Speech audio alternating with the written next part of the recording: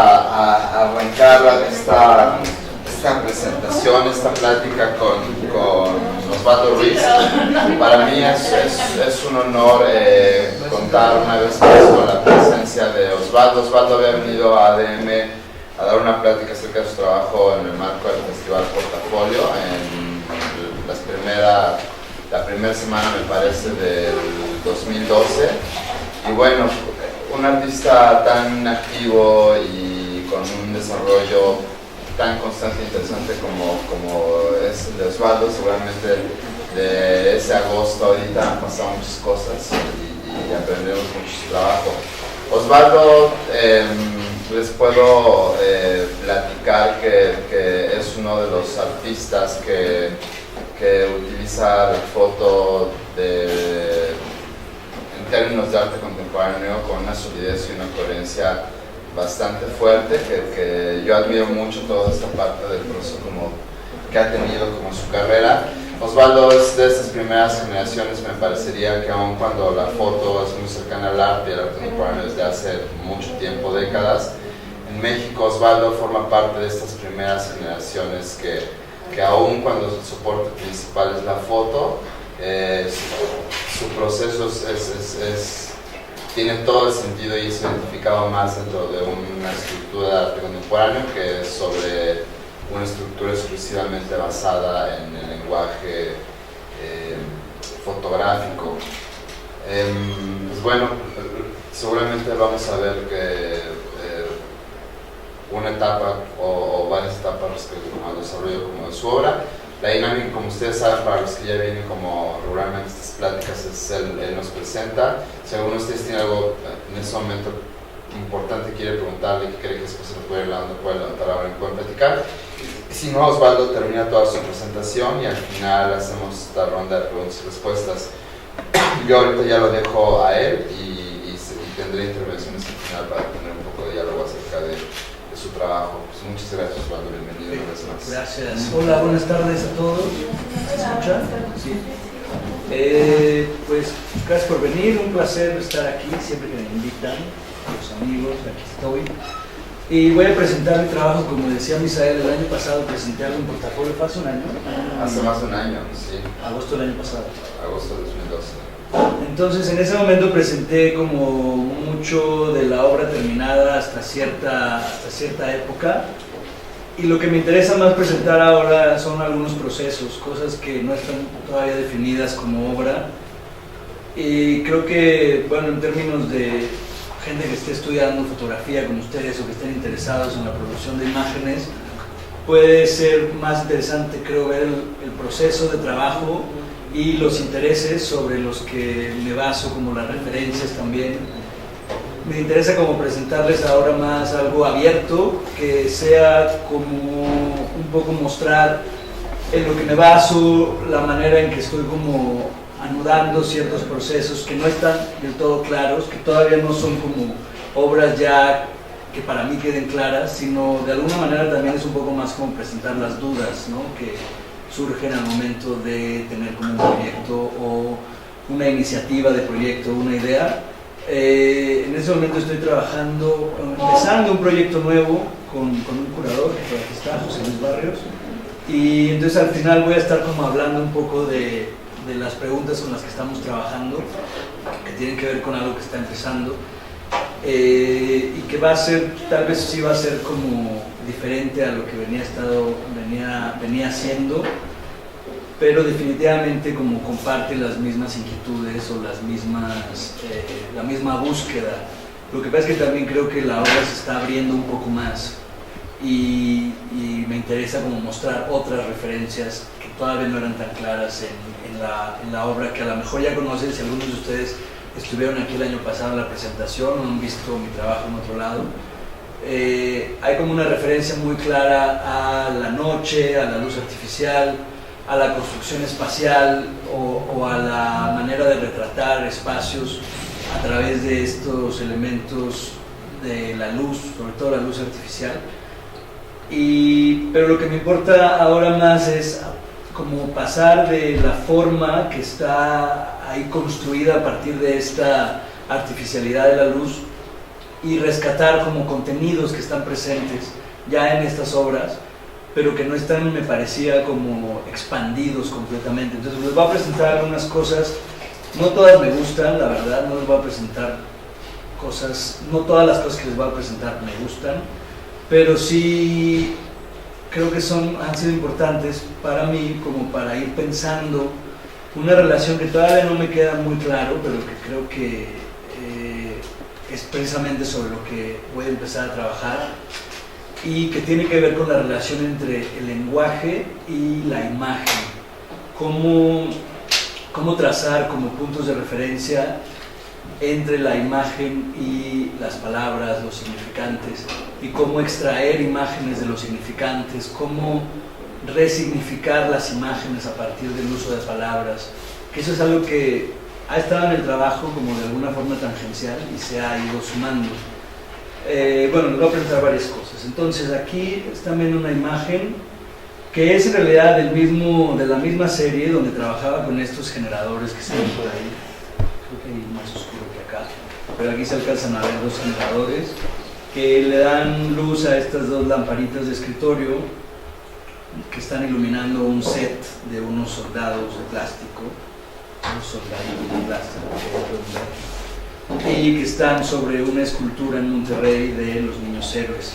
Entonces esta era como una especie de referencia así como muy directa, digamos, muy clara, pero que intentaba evidenciar mucho la manera en que se construía la imagen, porque está todo ahí como evidente, digamos que no había nada que intentara crear una ilusión de luz o ilusión de espacio, sino que era mostrar el proceso que iluminaba la fotografía, como todo, hacerlo todo evidente, ¿no? Hacer todo el proceso. Si bien en algunas de las series posteriores esto está más limpio, digamos, que también por la escala, ¿no? Que los generadores no salen tanto a cuadro, no se ven tanto, pero me interesa más la manera en que esto abre una pregunta sobre cómo se construye una imagen y cómo se construye empezando desde sus elementos básicos, que son precisamente la luz y la realidad sobre la que se tiene que basar una fotografía. Entonces eso es algo que he estado como pensando, analizando, dónde se estructura la realidad en una imagen al momento de construirla, qué es real a profundidad y qué es una ficción desde el punto de vista de lo verdadero al momento de construir ciertas imágenes. Entonces esto creo que tiene que ver con ese sentido. Luego, como para recordar un poco más trabajos anteriores, esta es una serie que igual tal vez ya la han visto. Digamos que esta serie es lo que acaban de ver de los soldados, pero llevado un poco más construido, un poco más formalmente más sólido. Y esta serie es del 2010, pero la expuse ahora hace unas semanas en una feria, y eso también ha sido como parte importante de entender mi propio trabajo, como la propia manera de trabajar. Después de haber tomado la serie, que esta fue tomada en Santiago de Chile, pues uno la guarda, tal vez la expones en algún rato, y luego te vuelves a topar con ella expuesta, que es realmente donde tiene como su peso, su contundencia, porque ves el material en el que está impreso, el tamaño. En un principio las había hecho grandes, de 1 metro por 70 centímetros, también porque de alguna manera con la galería con la que estaba trabajando, pues había este sentido de la construcción de la obra como un objeto para la venta, todo eso, pero me di cuenta que en realidad no funcionaban de ese tamaño, que funcionaban más chicas, que funcionaban más o menos tamaño carta, un 20 por 30 centímetros. Y volverlas a ver expuestas ahora me hace como preguntarme cosas en relación a lo que me interesa frente a lo que quiero seguir haciendo. Y esto pues es muy simple en realidad. La idea surgía de una idea que era como más compleja, también porque tenía que justificar una beca que quería pedir para ir ahí a Santiago. Entonces mi idea era trabajar un poco sobre los imaginarios conocidos que yo tenía como registrados de ciertos lugares. En este momento hice como un viaje a Irlanda y un viaje a Chile, que fueron como importantes en la obra, porque encontré como lugares del imaginario que, si bien no era México, tenía como lazos que podía como trazar con México, y sobre todo con los terrenos o los espacios desolados que me han marcado mucho y que tienen que ver con la ciudad de Monterrey. Entonces, al llegar a Santiago me interesaba como partir de una idea que era como arriesgada, porque no tenía realmente los conocimientos ni muchas referencias, aunque me había informado lo más que podía, sobre la dictadura en Santiago, en Chile, y cómo pensar eso, no hacer una obra sobre la dictadura, sino como extraer líneas que pudieran ayudarme a pensar formas de relacionarme con el espacio y la construcción de la imagen en ese espacio. Entonces me llamaba la atención, yo estaba ya trabajando en la noche y quería como atraer el proyecto hacia el tiempo nocturno. Entonces, pensando cómo funcionaba en los toques de queda el espacio nocturno que estaba prohibido en Santiago, lo cual determinó mucho de la forma en que vive la gente Santiago de noche todavía hasta la fecha, porque quedó como marcado una manera de entender el espacio público de noche. Un espacio público prohibido, donde había que manejar en un auto, cuando había que salir en la noche en el toque de queda, había que manejar con las luces del auto, las luces de adentro del carro encendidas para poder identificarse, porque si no cualquiera podía ser, a cualquiera le podían disparar.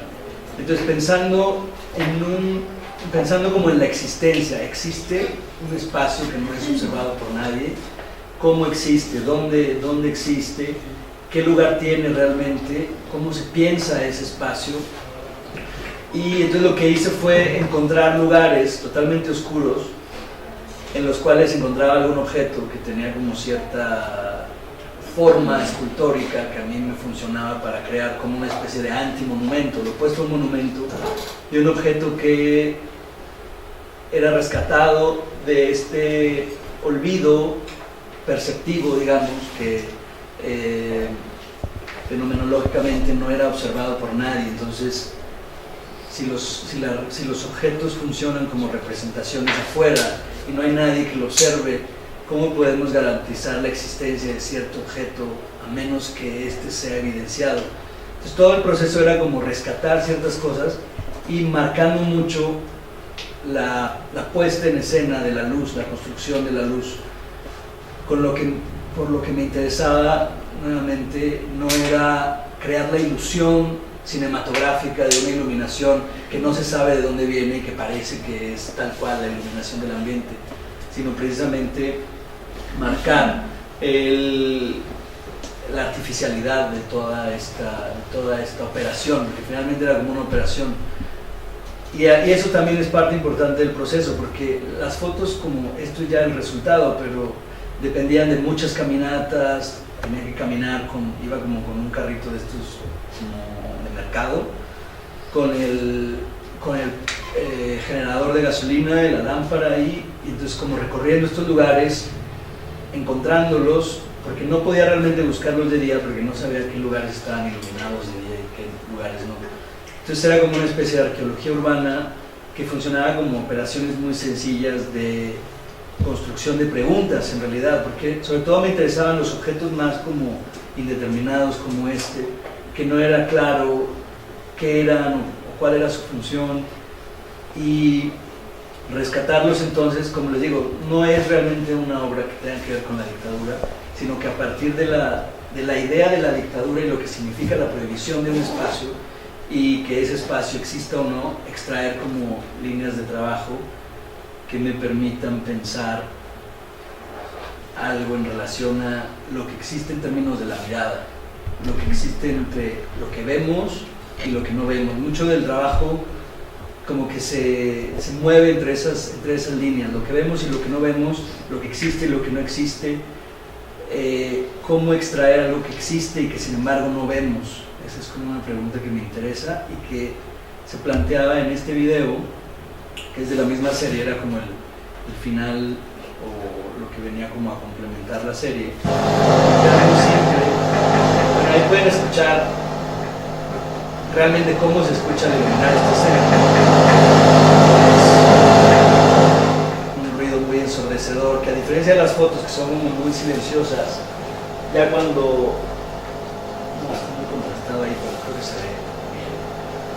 cuando está presente en el video, el audio y el movimiento, es otra la manera de percibir la relación, como tan ruidosa, como es más violenta la intervención, aunque en las fotos se ve como muy sutil y como muy silencioso.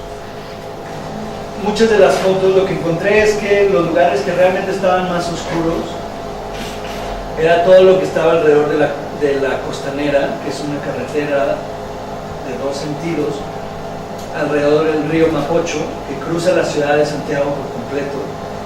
Y este río me interesaba también como pregunta porque en Monterrey hay también un río que cruza la ciudad y que ha sido como un punto donde me ha interesado entender la construcción de la mitología de una ciudad, cómo se construye a partir de sus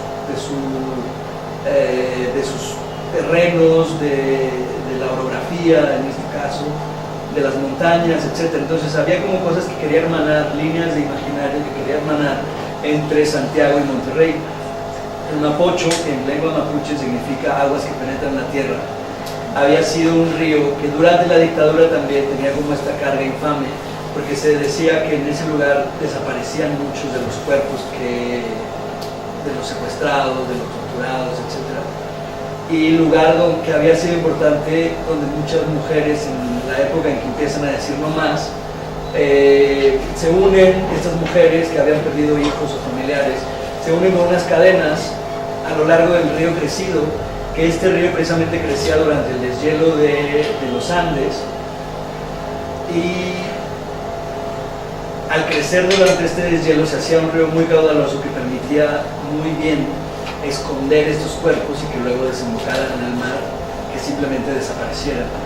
Entonces el video no muestra nada realmente, pero muestra ese lugar dibujado como vacío, un correr del agua, un correr del río que está marcando la construcción del terreno del espacio, que es los Alpes descendiendo en el deshielo durante el invierno chileno, y que al pasar, al crear como esa dimensión de paso del tiempo, está siempre moviéndose. Esta constante en relación a la fotografía, que es estática, creaba la posibilidad de retratar algo que es intangible o que es efímero o que simplemente está todo el tiempo pasando simplemente. Entonces eso es lo que me interesaba aquí, como construir un lugar que construir visualmente un lugar que permitiera dibujar un espacio vacío, que tenía que ver con la muerte, que tenía que ver con la opresión, que tenía que ver con la autoridad ejercida sobre la masa, sobre el pueblo, y empezar a jugar, aunque como les digo, aquí todavía no es tan claro, o todavía no podía plantearlo del todo. Empezar a trabajar con los nombres de los lugares en función de cómo esto empieza a crear como las mitologías de los espacios. Aquí el Mapocho, que significa aguas que penetran la tierra, así se llama el video al final, aguas que penetran la tierra. Y entonces empezar a crear como ciertos giros, ciertas elipses que permitan resignificar lo que se está viendo, porque precisamente no se está viendo mucho. Eso también es un poco de la idea ahí. Y ese video lo voy a unir con un video que está aquí, creo que ya lo había presentado, pero este video es como importante relacionarlo con este anterior, porque también se trata de lo que no se ve precisamente, y de la relación de algo que tengo como una deuda y que tengo que trabajar más profundamente, que es esta relación entre la autoridad y la autorización de lo visible, lo que la autoridad autoriza ver. Entonces, esta es una cárcel en Irlanda. Como les digo, encontré estas dos líneas de comunicación con los imaginarios que me permitían trazar líneas de entendimiento con el imaginario regimontano. Y lo que estamos viendo aquí es una cárcel que se llama Kilmainham, que fue uno de los primeros panópticos que se construyeron en el siglo XIX y que era una completa reformulación del espacio carcelario, pasando de los antiguos calabozos medievales a una forma moderna pensada por un ideólogo inglés que se llama Jeremy Bentham, y que era precisamente bueno, está un poco oscuro ahí, pero se va viendo que poco a poco las luces del espacio se van encendiendo. Permítame un segundo, Daniel, ¿puedes apagar un momento la luz? A lo mejor sí. en este video, en esta imagen. Sí, porque este es un muy oscuro. Sí, seguro. Sí, ahí está. Jeremy Bentham durante el siglo XIX, muy a principios, a partir de unas cartas que le escribe a un colega, empieza a describir la forma de repensar un espacio que no solo era carcelario, sino la manera de ejercer una autoridad en un espacio arquitectónico. Entonces era usar la arquitectura para vigilar, para observar. Y es lo que se llama el panóptico, que Michel Foucault lo ha estudiado bastante, lo estudió bastante. Entonces en la residencia que hice en Irlanda me topé con este espacio que tenía también toda una carga de imaginario, porque si bien es una cárcel que habían construido los ingleses para dominar a la colonia irlandesa en el siglo XIX y reformar, reacondicionar toda una cárcel medieval que estaba construida primero como calabozos, y la idea finalmente era muy distinta, ¿no? El calabozo tenía simplemente como idea recluir ahí indefinidamente a alguien, posiblemente hasta su muerte. Y con los panópticos la idea era poder reinsertar a los individuos criminales de vuelta en la sociedad a partir de que la arquitectura les permitía incorporar en su cabeza una manera de observarse o de sentirse observados todo el tiempo. Entonces era como crear una especie de superyo artificial, pensando como que estos individuos, desde la perspectiva de Bentham, no habían tenido esta introyección de una voz moral interna.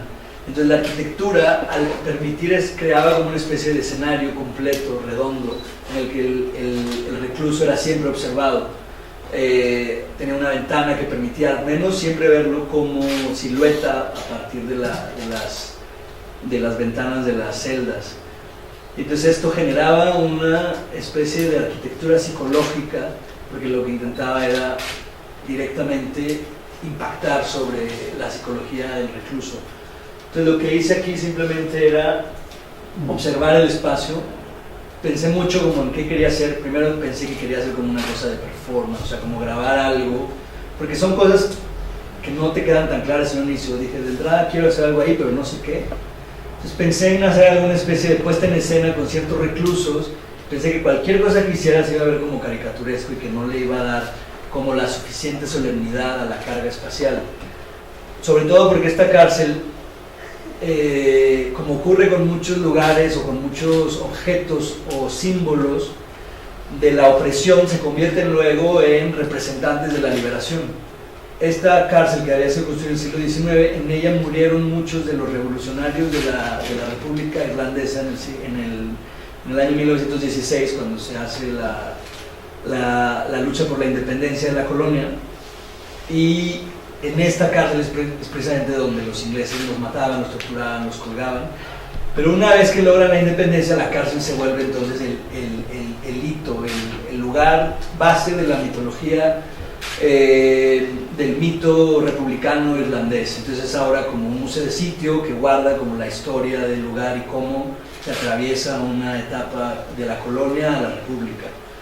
Y me interesaba entonces dejar de alguna manera todo eso intacto, solo observarlo, que la cámara tuviera como una presencia visual solamente y que no intentara interferir con lo que se estaba observando. Entonces tiene que ver también con esto que les decía en el río sobre lo que no se ve. En realidad lo que me interesa mostrar es lograr fabricar un artificio visual que construya una pared que se vuelva como un velo que no permita ver lo que está detrás.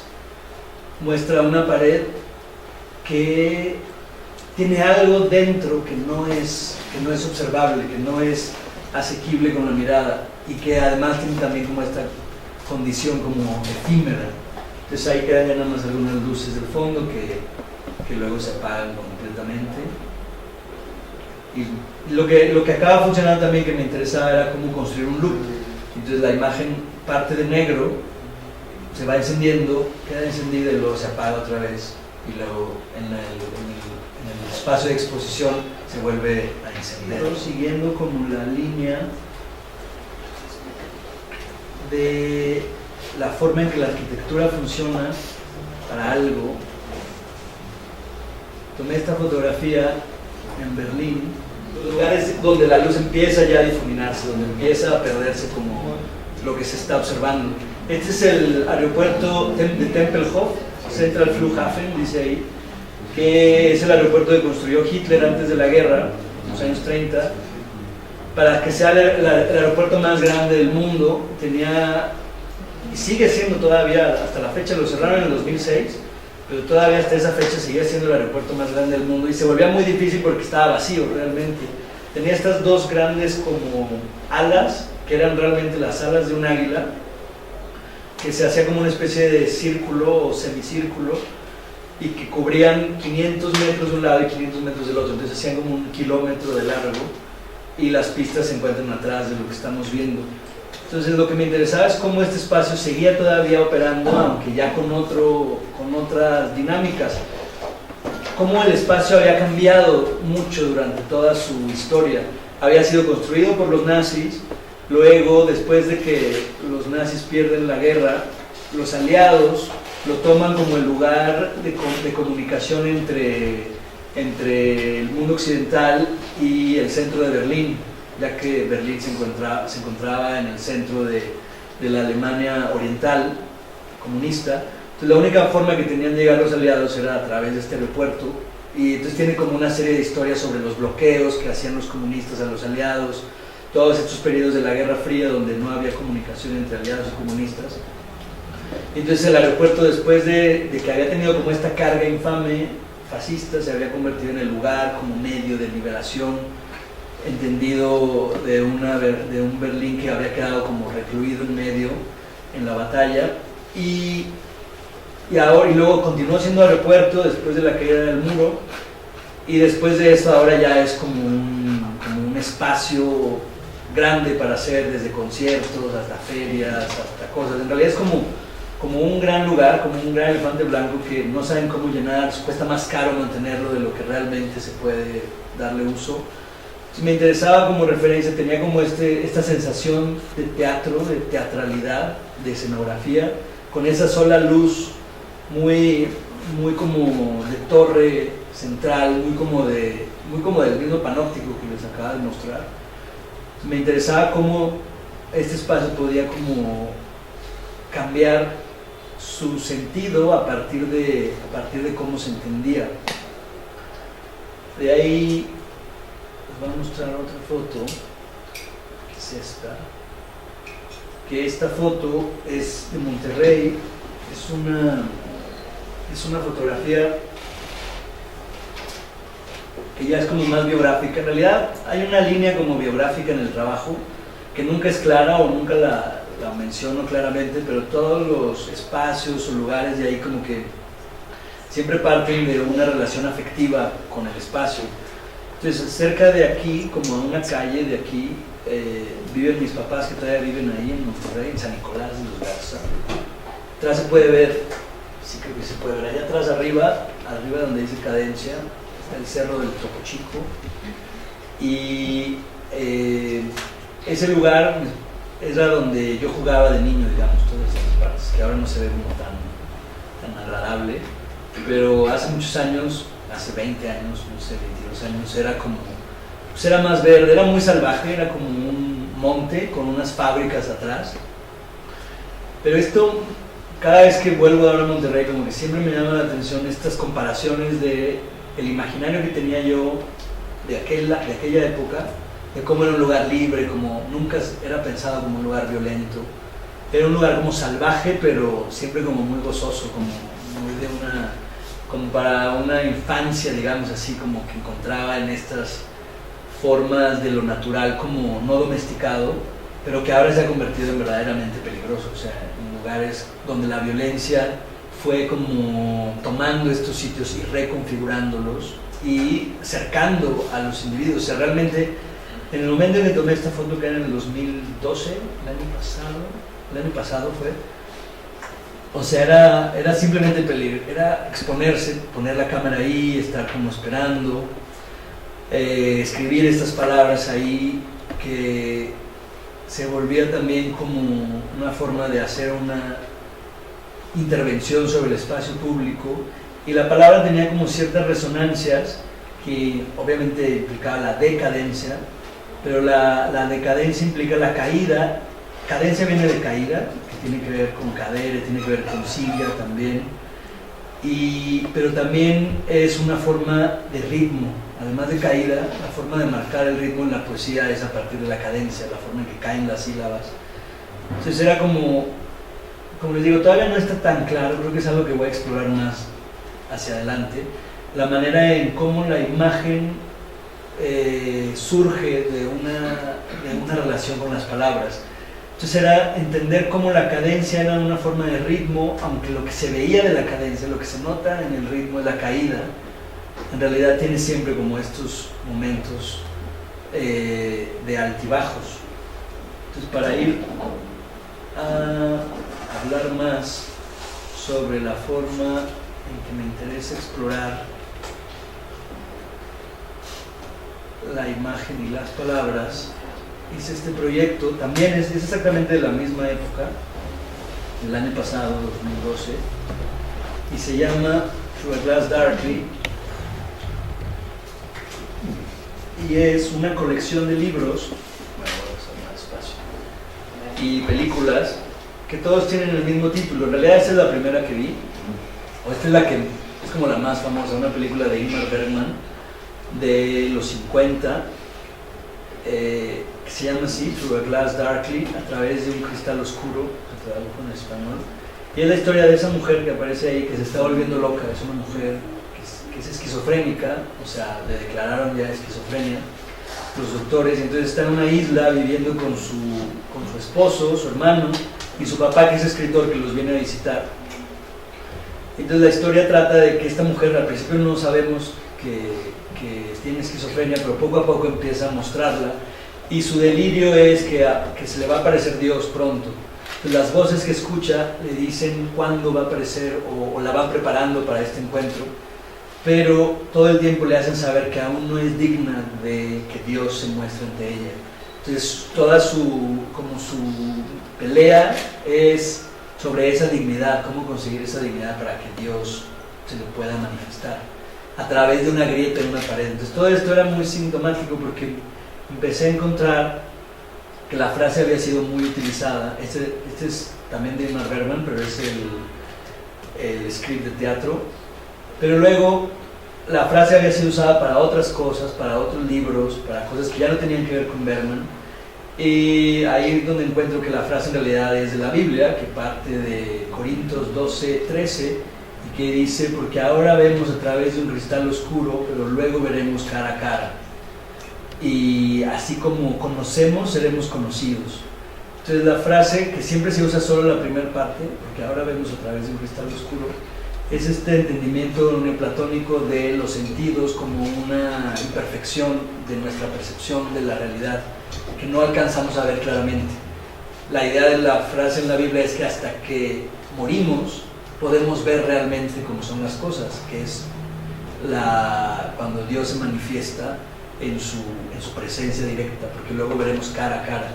Entonces durante la vida estamos enfrentados a ver las cosas a través de un cristal empañado, a través de un cristal oscuro. Entonces me interesaba, porque finalmente es una referencia directa con la fotografía, con la construcción de imágenes, y cómo precisamente lo único que tenemos es el cristal oscuro, lo demás es todo incierto y especulaciones. Entonces encontramos, por ejemplo, los subtítulos son Ethnic Semiosis in American Literature, o que es un libro de suspenso, Looking at Conflict Prevention, Management and Termination, Readings on the Concept of God. Todos son libros distintos, de distintos autores. Esta es una serie de ciencia ficción llamada Delta Green, que el capítulo de esta novela se llama Through a Glass Darkly. Esto que es como un thriller de misterio en Venecia. Que está en alemán, Durch einen Spiegel in einem dunklen Ort, que significa a través del espejo una palabra oscura. Que dice US Views of the Chinese Revolution, diferentes autores, otro en alemán, a través del espejo una imagen oscura.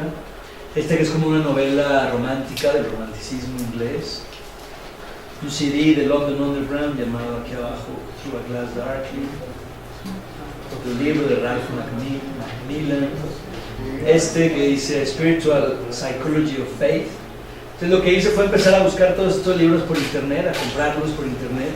Y encontré 30 libros y ya que los tenía los iba fotografiando todos iguales para hacer como una serie, una línea donde la idea es que lo que hay como de diferencia entre una imagen y la otra, que hay entre un libro de Through a Glass Darkly y otro, que la frase es la misma y lo único que cambia es la manera en que los diseñadores gráficos diseñan la tipografía, le asignan una imagen.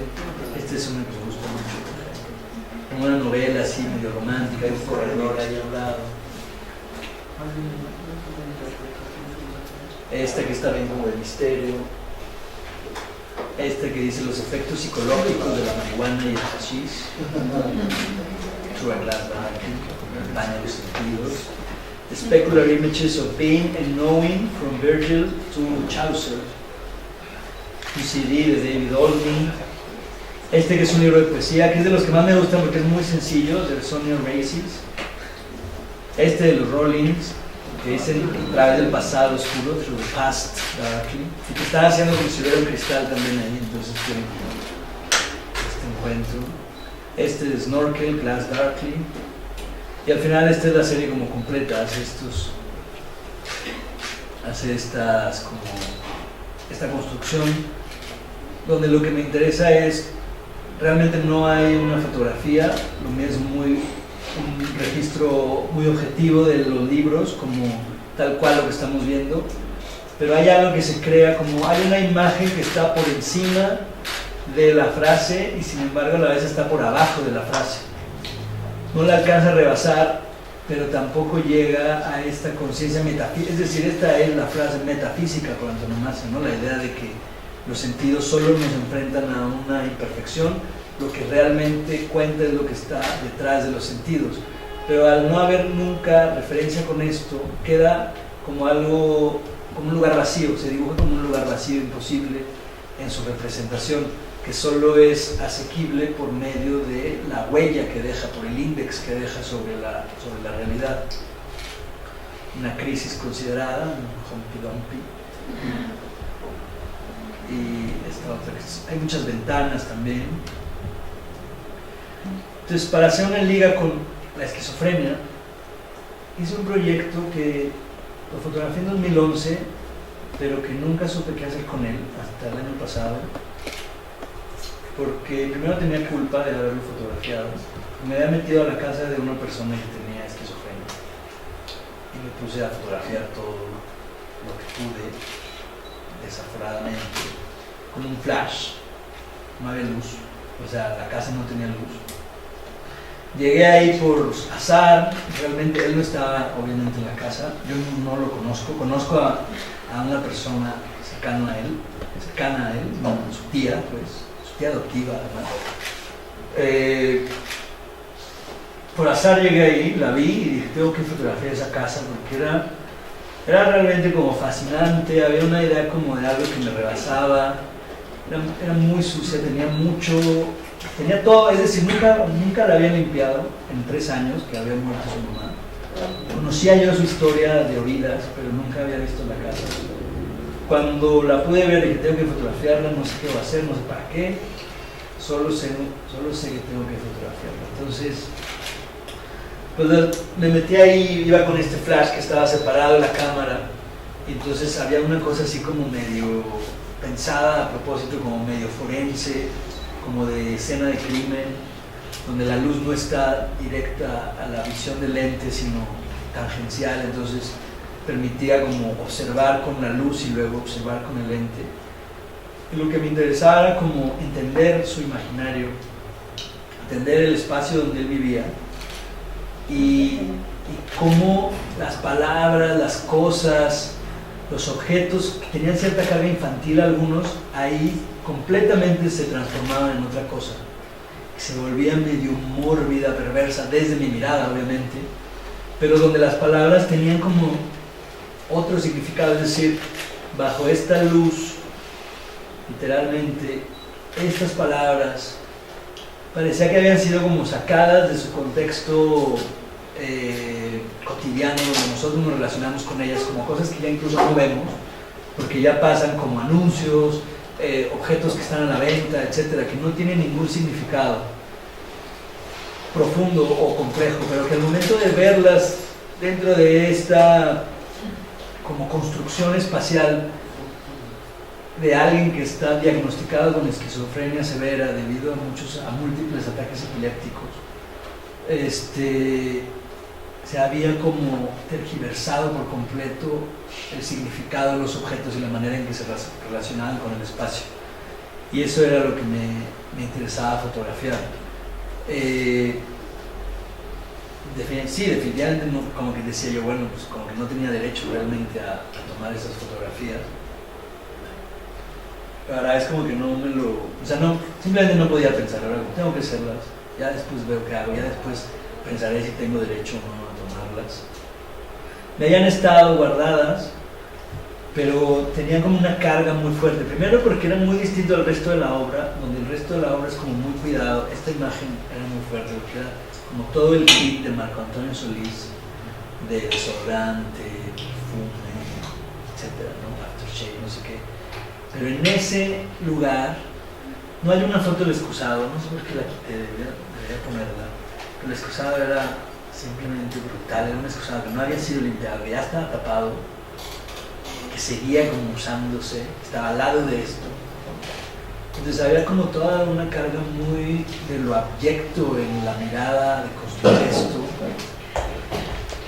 que me relajaba por completo al momento de estar tomando las fotografías, y que sin embargo me interesaban como una perspectiva de cierta, es decir, encontraba que algo real, en el orden de lo real como de lo real traumático, de lo que habla el psicoanálisis, no de lo real como la realidad.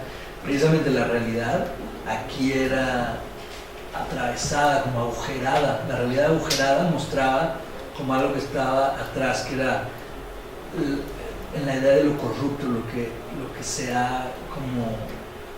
ha demeritado con el tiempo, lo que se ha ensuciado, lo que se ha perdido, lo que se ha alterado. El hombre empezó a rayar, hasta muchas de las paredes están rayadas con estos grafitis.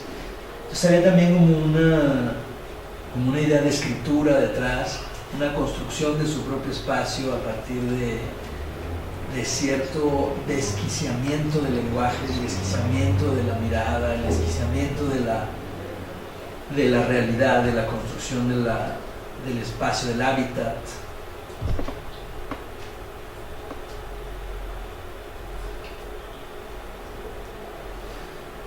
Que me interesaba como, o sea, realmente no había algo que estuviera como juzgando nada, era solo observarlo, era como, quiero observarlo, quiero entenderlo. ¿Qué significa? ¿Cómo es posible que, es decir, intentar identificarme en esa construcción de desquiciamiento?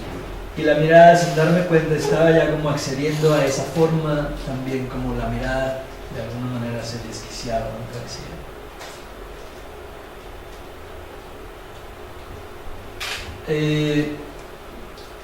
Estuvo guardado ahí el proyecto, y cuando me invitaron a hacer un proyecto en el Museo de la Ciudad de México, que invité a José Luis Barrios para que fuera como el curador del proyecto, que era un proyecto pequeño, no había mucho presupuesto, etc. Y lo que me invitaron era trabajar con el archivo del Museo de la Ciudad de México. Y platicando con el curador, le mostré este otro proyecto de la casa del hombre con esquizofrenia.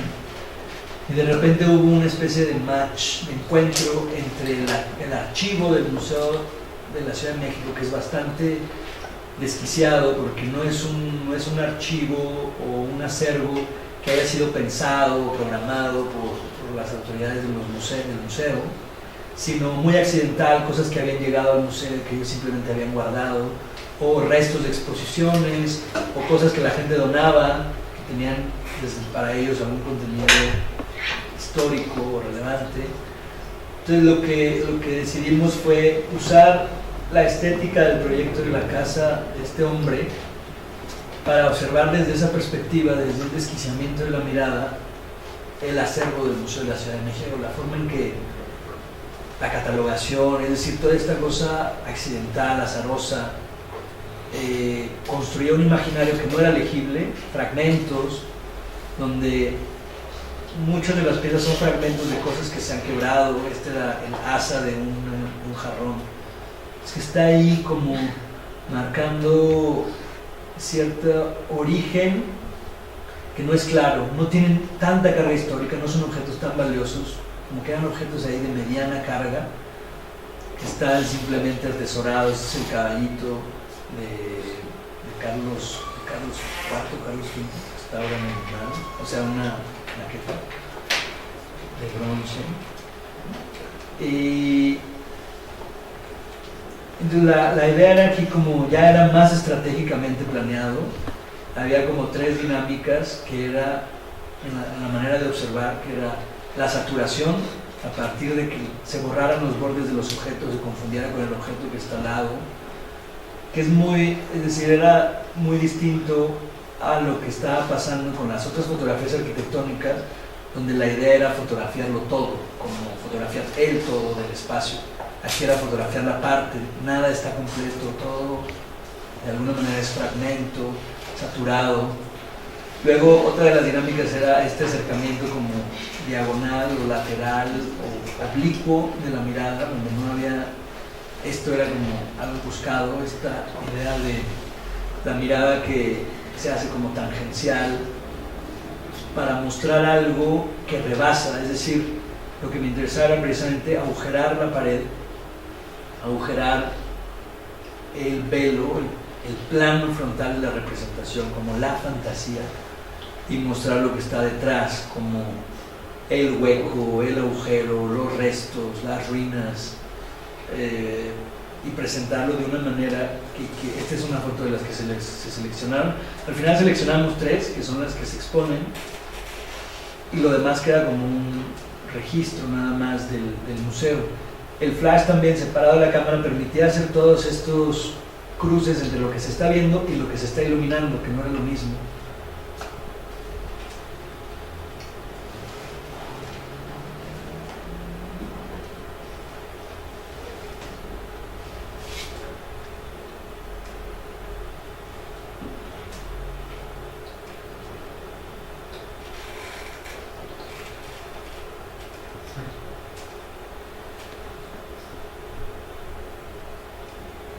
Este era muy interesante, creo que ahí no se alcanza a ver realmente, pero era un libro del siglo XVIII, del siglo XIX, donde había unas anotaciones de salarios hechas así con una caligrafía impecable, que es esta parte de arriba. Estaba el nombre, dice noms en pronoms, y luego había aquí unos nombres, y luego unas fechas, y está escrito así como con tinta, que se veía que había sido hecho con toda la caligrafía. Y luego abajo estaba escrito, no sé, en 1980 o 90, con pluma azul, nombres y cosas de una lista de una farmacia y cosas así. Entonces empataba estos dos tiempos, como que había una cosa de anacronismo en la manera en que los objetos se mezclaban accidentalmente, y que no era programado, no podíamos decir que era como lo que encontramos en un museo que está catalogado, estudiado, escogido.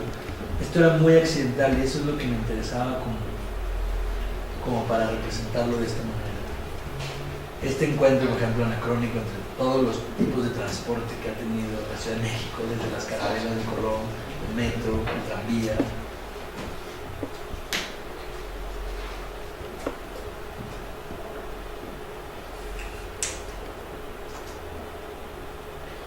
Una máscara de Benito Juárez con una escultura atrás. Estos bustos de personas, ya sea de la historia de México, de la historia del mundo, todos emplazados simplemente como bustos, ¿no? Como pinturas, como que le daba también este encuentro.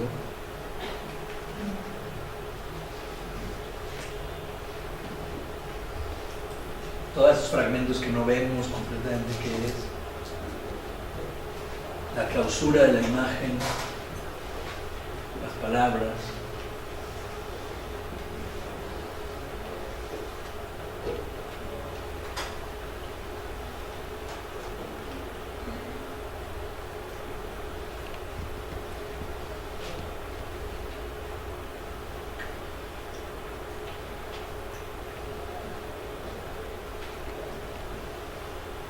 Estos fragmentos que eran unas cabezas de santos que se habían quebrado y ya nada más estaba la cabecita separada del cuerpo de San Pablo y de San Pedro, creo.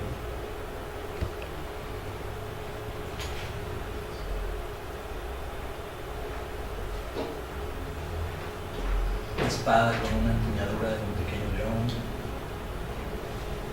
el polvo, todo esto y esta fue como una de las imágenes como más, digamos, logradas de alguna forma, ¿no? Cuando lo pensábamos. Es una cabeza de San Juan Bautista, así cortada, pero están tallados en mármol los borbotones de sangre que le van brotando del cuello y el agujero de la tráquea y las vértebras.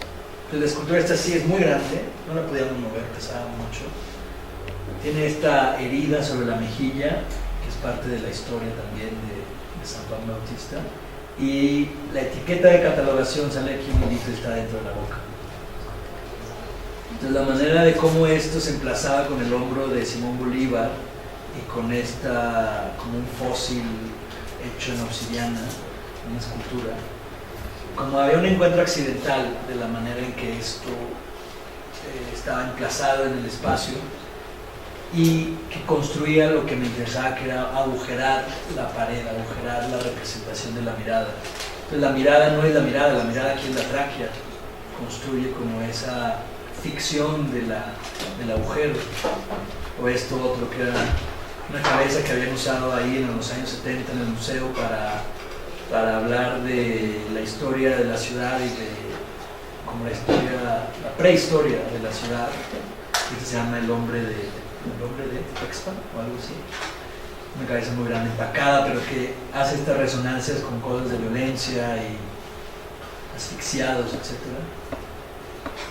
Esta es la parte de los muebles, la idea del fantasma, una maqueta que había ahí de un edificio del centro cubierta con papel burbuja, otra maqueta de una iglesia del centro histórico. Todos estos empaquetamientos temporales. Que de alguna manera, aquí está la torre latinoamericana, una maqueta de la torre. O sea, como que guardaban el imaginario de la Ciudad de México en puras representaciones, pero ya como ruinas, empacadas, llenas de tierra.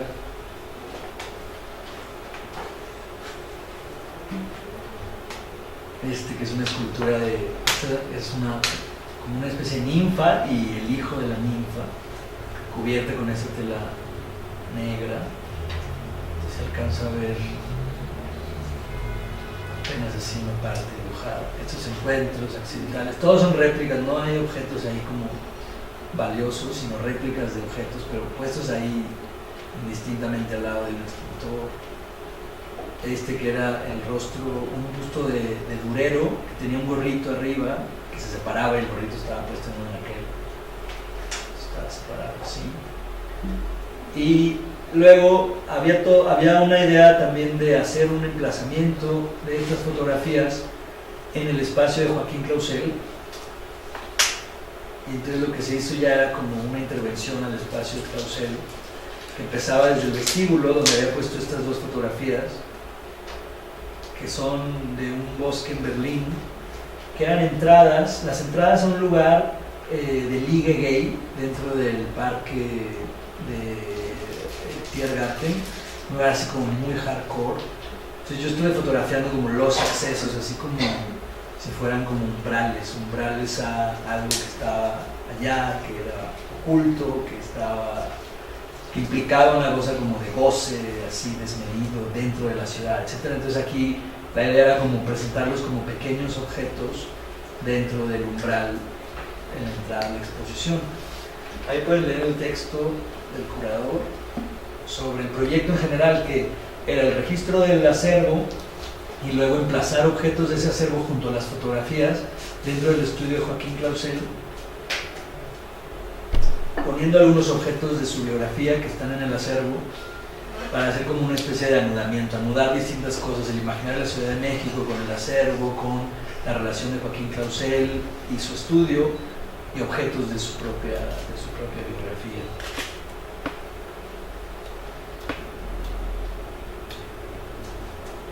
Entonces este es el estudio de Clausel, y de aquí lo que hicimos fue sacar algunos objetos del acervo que se presentaban como enigmáticos, tal como estaban empacados, y sacarlos, emplazarlos ahí, pero sin hacer como líneas o explicaciones directas, sino todo está presentado como de una forma enigmática, fragmentaria, relacionada con los murales, como para proyectar miradas hacia el mural, que tiene como cerca de 1400 imágenes individuales, y cómo esto mezclaba un imaginario de la ciudad con un imaginario del artista, que tenía que ver como con la potencia de imaginación como suelta por sí misma, funcionando por sí misma, la cabeza del hombre de Pexpan.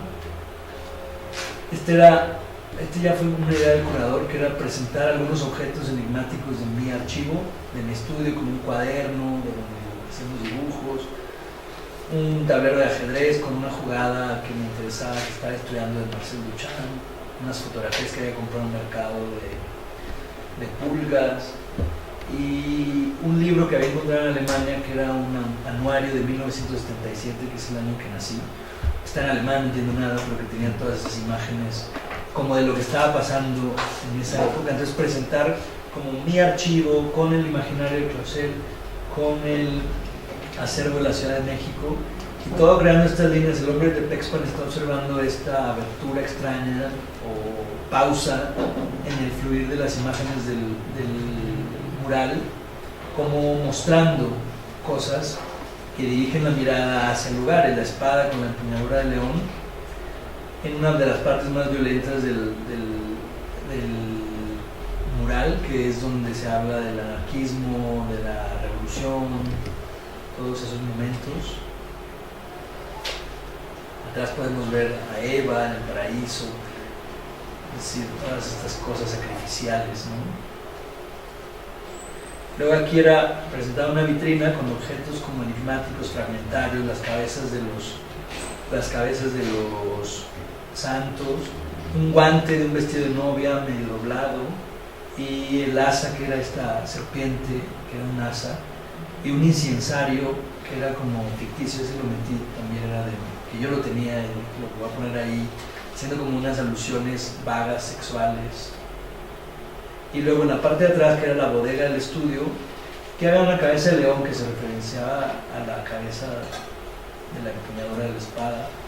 Y en la parte de atrás, que era la bodega del museo, del estudio de Clausel, ahí poner las fotografías del registro, que era solo poner estas tres como muy puntuales. Y luego documentos, aquí están las tres, que funcionaban como tres formas distintas de emplazar la mirada en el acervo.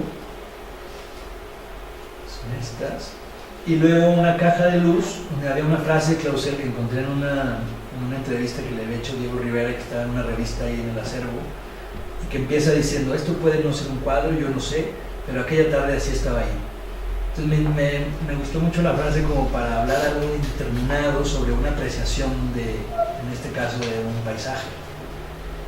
Y en el acervo encontré una fotografía de él, bueno, un negativo de él pintando al aire libre en las pirámides de Teotihuacán, con este estilo que él había estudiado en Europa, el estilo impresionista de ir a pintar con un caballete a la campiña francesa, pero él adecuándolo al paisaje mexicano.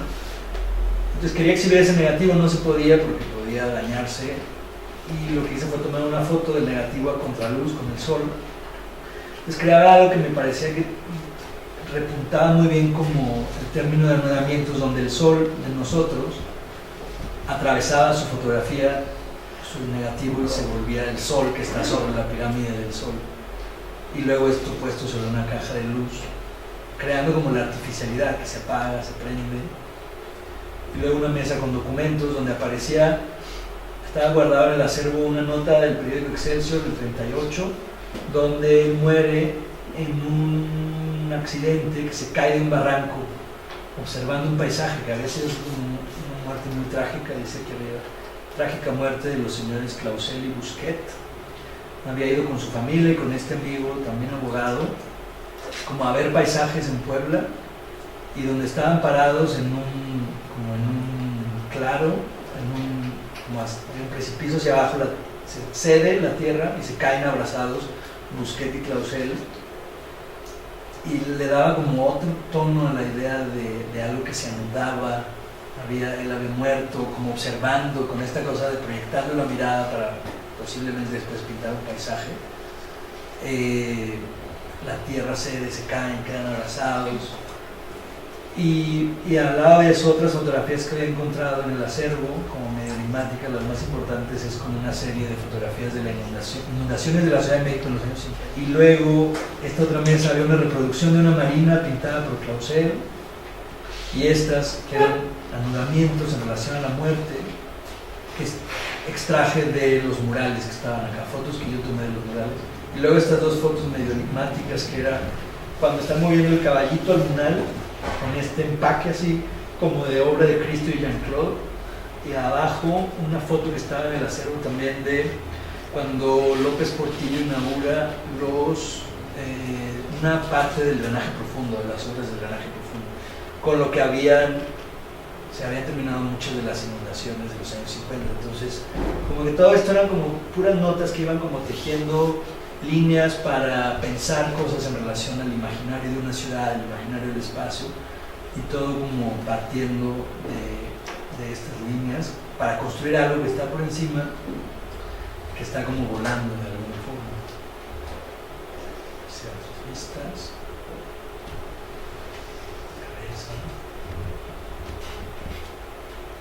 Y había un libro al final que tenía toda la conversación con el curador, donde se podía ver como todo el proceso, como mostrar todo, ¿no? Cómo se habían escogido las fotos, cuáles, qué decía él, qué decía yo, tomado de Facebook. Y bueno, pues eso es, yo creo que ya el tiempo es justo, ¿verdad?, para terminar aquí.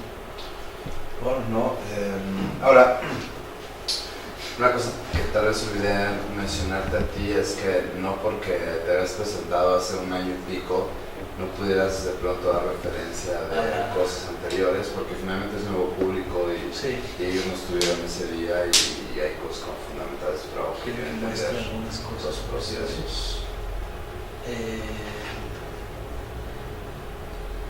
Creo que las casas tienen esta referencia más clara, que era parecida a los antimonumentos anteriores, esto es del 2009, 2010. Y eran unas casas aquí donde tiene como un sentido biográfico, porque era una zona de Anáhuac, Nuevo León, donde yo iba de niño, ahí vivía parte de mi familia materna. Y después encuentro una novela alguien me la hace ver, una novela de José Revueltas que se llama El luto humano, que precisamente tiene lugar en esa zona, un poco más hacia Coahuila, pero muy pegado con Nuevo León. Y que era un lugar de sequía donde había una inundación. Era un lugar que por muchos años había tenido sequía. Construyeron una presa, que es la presa que se llama Don Martín, y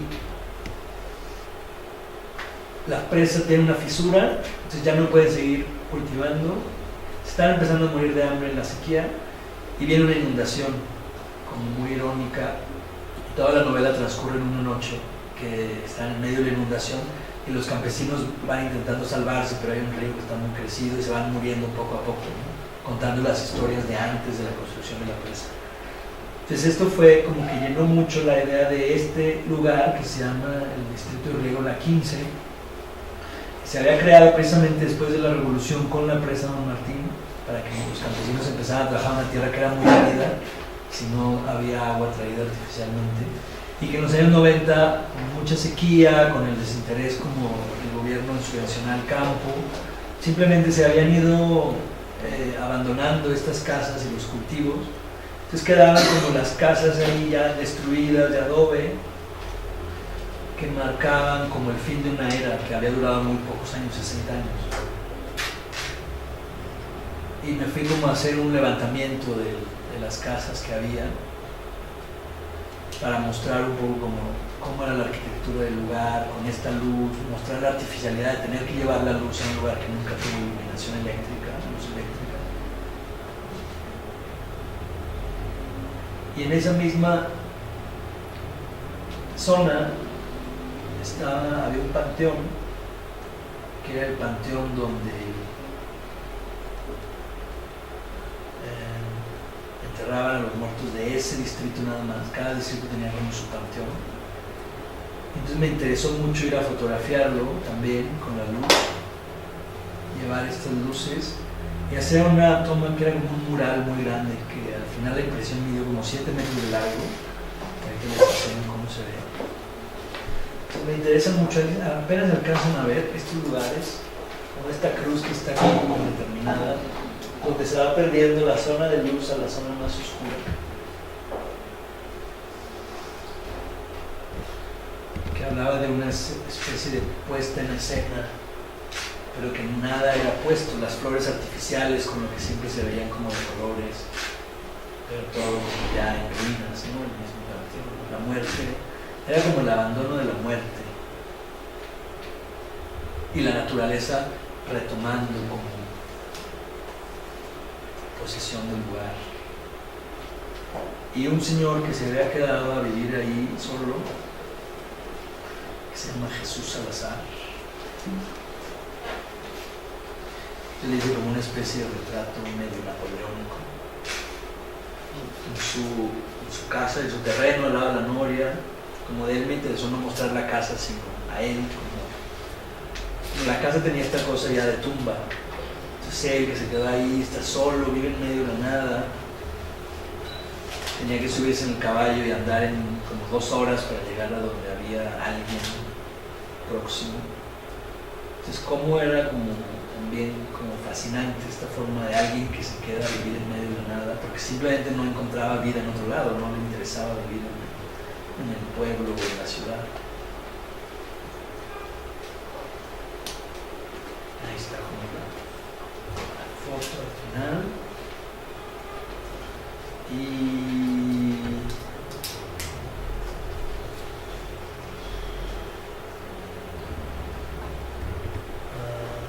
esta foto era como importante con lo que les decía del río de la ciudad de Monterrey.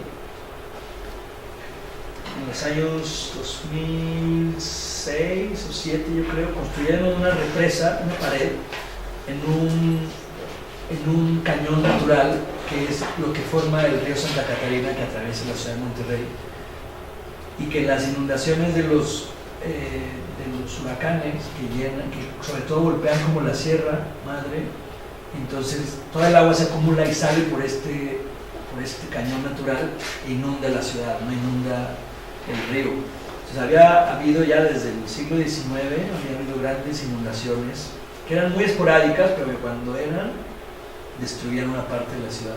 La última fue con el huracán Alex en el 2010, pero ya estaba la presa. Realmente dicen que si no hubiera estado la presa hubiera podido incluso destruir toda la ciudad, porque la destrucción era brutal. Entonces la presa es muy grande, mide como unos 80, 90 metros de alto por unos 160 metros de aquí a aquí. Entonces me fui la iluminé, ahí se ve, alcanza a ver la escala.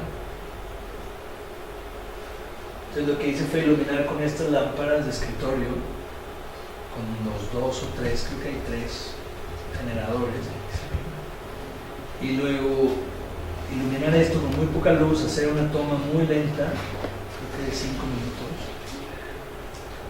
para lograr como fotografiar toda la pared en parte. Luego tuve que hacer partes para poderlo imprimir muy grande. Aquí se alcanza a ver la parte natural apenas del cañón, donde se junta la pared, está como metida en el cañón. Creo que esto es, o sea, ahora ya lo entiendo más como esta pared de la que estaba hablando en un inicio, que era como algo que me interesaba agujerar. Entonces hay algo ahí que voy a estar como trabajando sobre estas ideas para ver qué es, cómo se entiende este velo como pared y qué hay detrás. Intentar como empezar a plantear líneas de investigación sobre lo que hay detrás de estos velos visuales.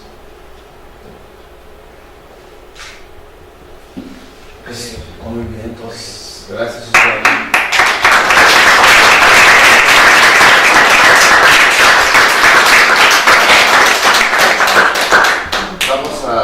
Tenemos algo de tiempo para la parte de preguntas y respuestas. Seguramente, digo, esto fue una recapitulación muy rápida de Osvaldo. Por supuesto, no vimos todo su trabajo.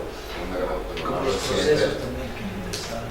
No sé quiénes de ustedes tienen como más antecedentes como acerca de su trabajo y de qué manera quisiéramos hacer como preguntar relacionado no solo a lo que han presentado ahorita en términos conceptuales, sino inclusive hasta de ejecución. Muchos de ustedes son estudiantes, ¿no?, de artes visuales o de foto y seguramente deben tener mil dudas respecto a los procesos de metodología, de técnicos creativos, de conceptualización, periodos de trabajo. No sé, es muy extenso el trabajo en realidad. ¿Quién quiere empezar? A ver. ¿Por qué te atrae esta parte de lo oscuro de la noche? Pues fue como medio accidental en un inicio, sobre todo tenía que ver con las gasolineras, que era como lo que iniciaba la serie realmente, hace muchos años, en el 2006. Y había sido como accidental, había estado buscando como temas, estado como llevando la cámara, me gustaba mucho manejar en la noche cuando todavía era posible. La ciudad de Monterrey cambió muchísimo, o sea, del 2006 de poder salir en la noche y estar yo hasta las 4 o 3 de la mañana manejando, sacando el tripié, viendo la cámara solo, no pasaba nada. Ahora que se volviera absolutamente imposible hacerlo. En 6 años, ¿no?, cambió toda esa configuración del espacio. Entonces fue mucho toparme con estas estructuras en la carretera, que realmente creo que son muy propias de la ciudad de Monterrey, porque en la Ciudad de México difícilmente encuentras estos como oasis de algo que está iluminado y que no tiene nada alrededor. Y eso empecé como a, pues casi así como de insecto que lo atrapa la luz. Entonces como a preguntarme, técnicamente era muy difícil resolverlo, que quedara bien, que quedara expuesto correctamente, las sombras, las luces. Entonces fue como una especie de reto técnico que fue convirtiéndose en una cosa más conceptual, donde me interesaba como ver primero el negro como el profundo, como si fuera la hoja de papel en el dibujo. El negro era el espacio vacío de la foto que se llenaba con la luz. Entonces eso me planteaba como ciertos problemas que me interesaban. Esto, por ejemplo, se volvió como... En esos años no había usos en el DF, yo creo, en el 2006. Entonces empieza como a poblarse y crea una iconografía de la luz usada. ¿En el DF o en Monterrey, perdón? En el DF, ¿no? En el DF son súper viejos. Sí, desde los 80s. Pero acá no es nuevo, ¿no? Ah, pero la foto que le cuento. Monterrey, en 2006. 2006. Ahora, perdón, aprovechando que cometí la burrada de interrumpirlo. En realidad, por lo que me moría para interrumpirlo es para aclararles de que no están viendo ustedes un fragmento de la foto y el resto es negro, sino una parte fundamental de la pieza para entender todo este bloque de obra de Osvaldo. Es que ustedes tienen una pieza muy grande donde tienen una zona de vacío con un negro profundo. Sí, es el tamaño real. Muy sofisticado, y esto justamente que están viendo no es ausencia en el proyector, sino es el tamaño total de la obra con este fragmento al centro. Sí, exacto. O sea, a escala, tamaño, digamos, Sí. lo que mide la pantalla hasta aquí, diría como 1,20 m ya, tamaño real. Pero la proporción con el espacio vacío es esa.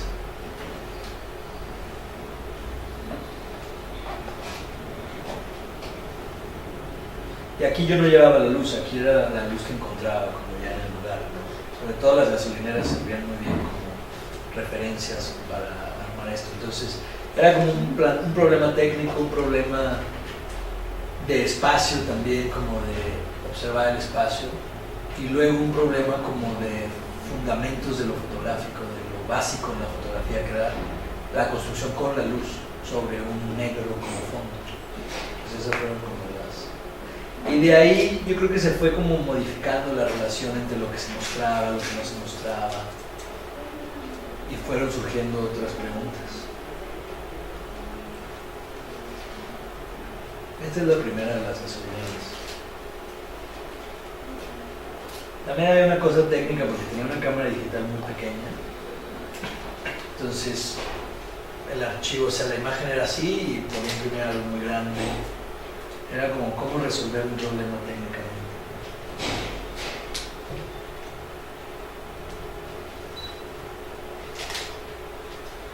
Pero eso lo lleva a desarrollar un lenguaje propio con una cierta identidad, donde después era muy chistoso que aunque los demás tuviéramos intereses o fotos similares random, no podíamos evitar pensar en las Osvaldo, referirnos a Osvaldo, o de pronto inclusive tener una muy buena, que estábamos emocionados y decir, chingas, es como las Osvaldo, y las Osvaldo están bien padres.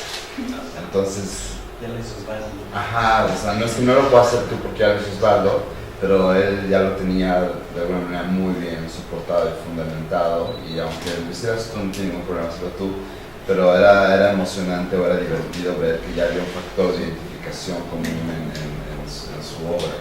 Sí. O sea, puedes llegar a un maco, ¿no? Y ibas en el pasillo y desde lejos podías ver la belleza y decir, es Osvaldo.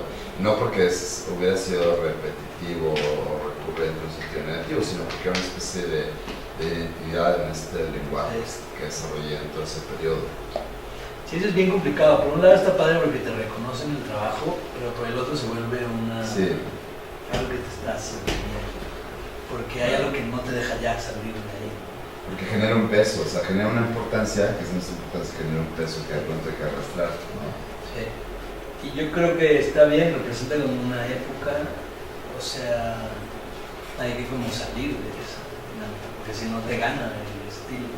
Sí. Y ya no, y luego empieza a repetirte, realmente ya Sí. no hay mucho hacia dónde moverte.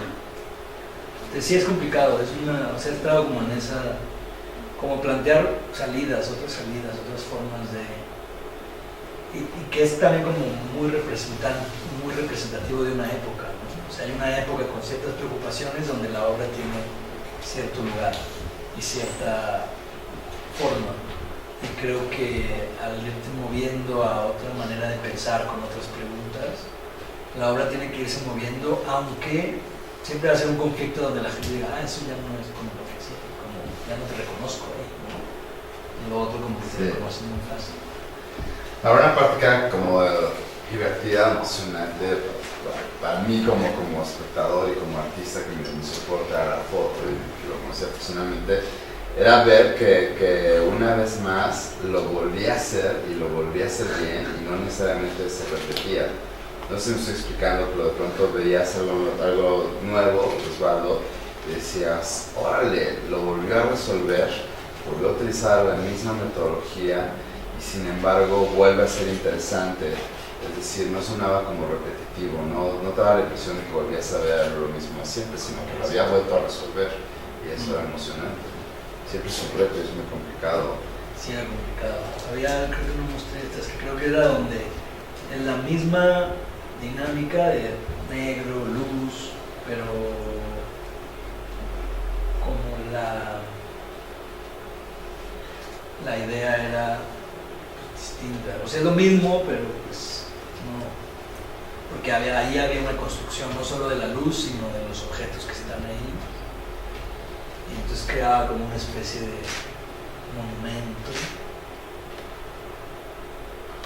que era como siguiendo la misma dinámica, pero intentando modificar ciertos principios de lo que significaba, ¿no? Sí, eso es un tema de eso.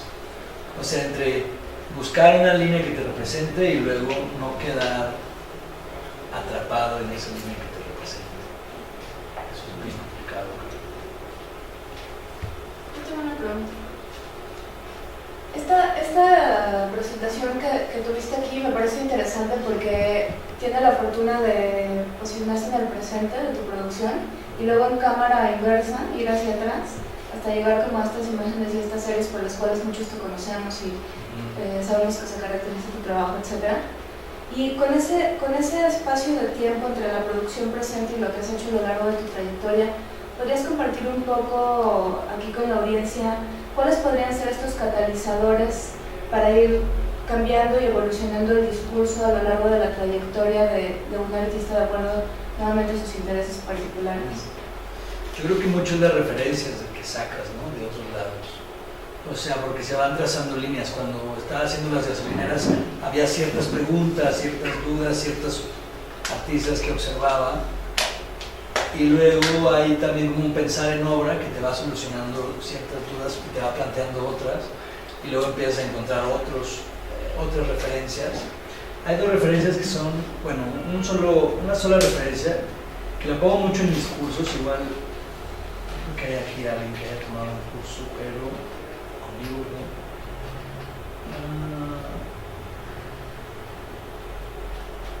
Pero hay una referencia que Samuel Beckett hizo 2 obras visuales y las 2 han sido como en los últimos meses como fundamentales para pensar cosas. Son estas, Not I y Film del 65.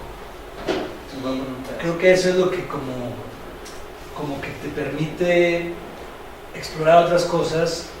Creo que es muy importante la idea de seguir a alguien, como de seguir la investigación que alguien hizo y ver a dónde llegó, cuáles fueron sus conclusiones. Aquí está ella explicando, es esta obra que se llama Not I, que es una boca que está hablando.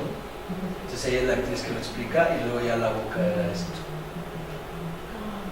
Entonces esta es como muy básica, pero es una boca que habla por 17 minutos. Cosas como muy rápidas. And she found herself in it. What? Who? No! Hey!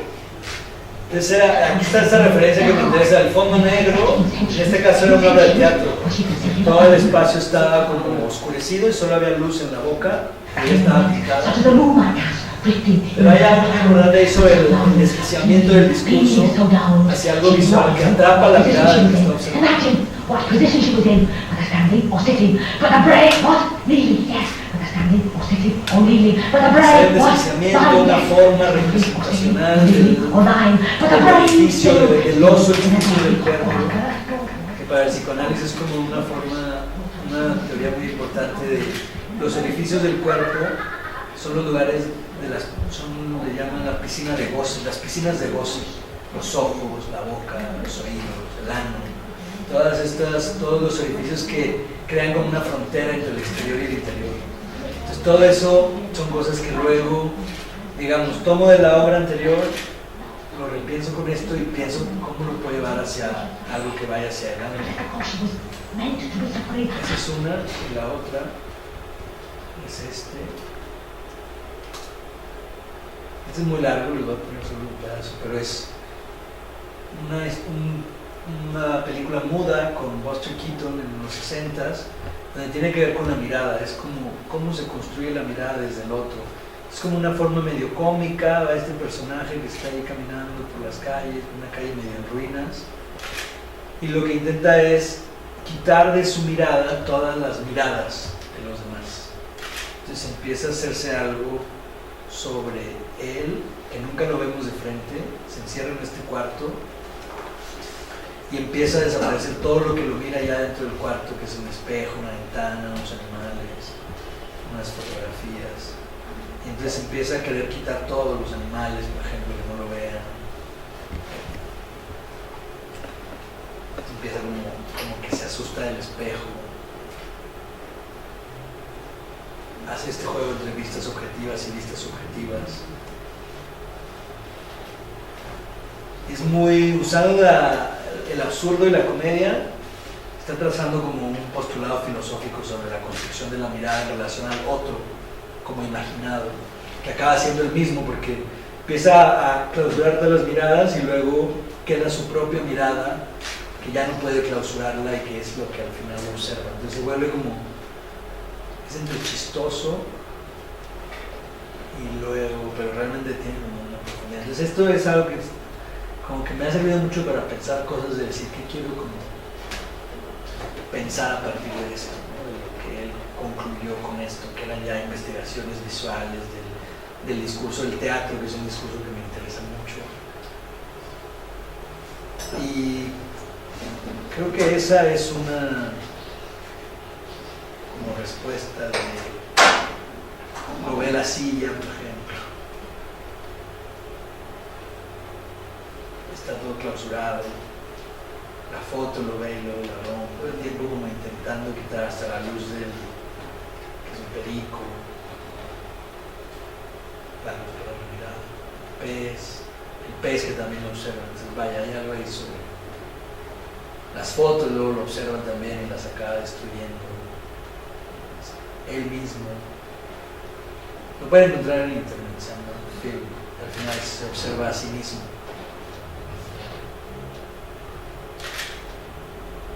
Ya no se entiende qué pasa al final, se muere, ¿verdad? Lo puse muy rápido, pero lo pueden ver ya en internet. Y por ejemplo, para las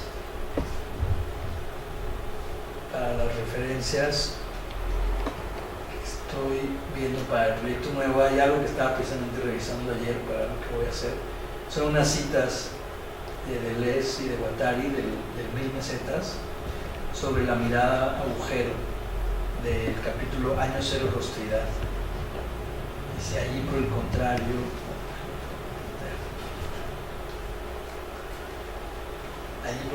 la pared blanca se ha afilado, hilo de plata que va hacia el agujero negro, un agujero negro que aglomera todos los agujeros negros, todos los ojos, todos los rostros, al mismo tiempo que el paisaje es un hilo que se enrolla por su extremidad final alrededor del agujero.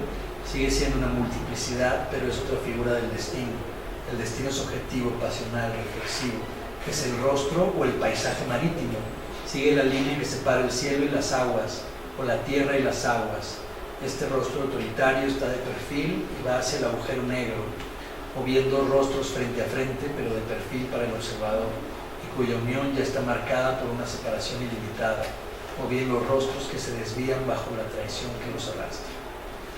Y luego otra cita de Henry Miller de Trópico de Capricornio, ¿no? Que es este de aquí.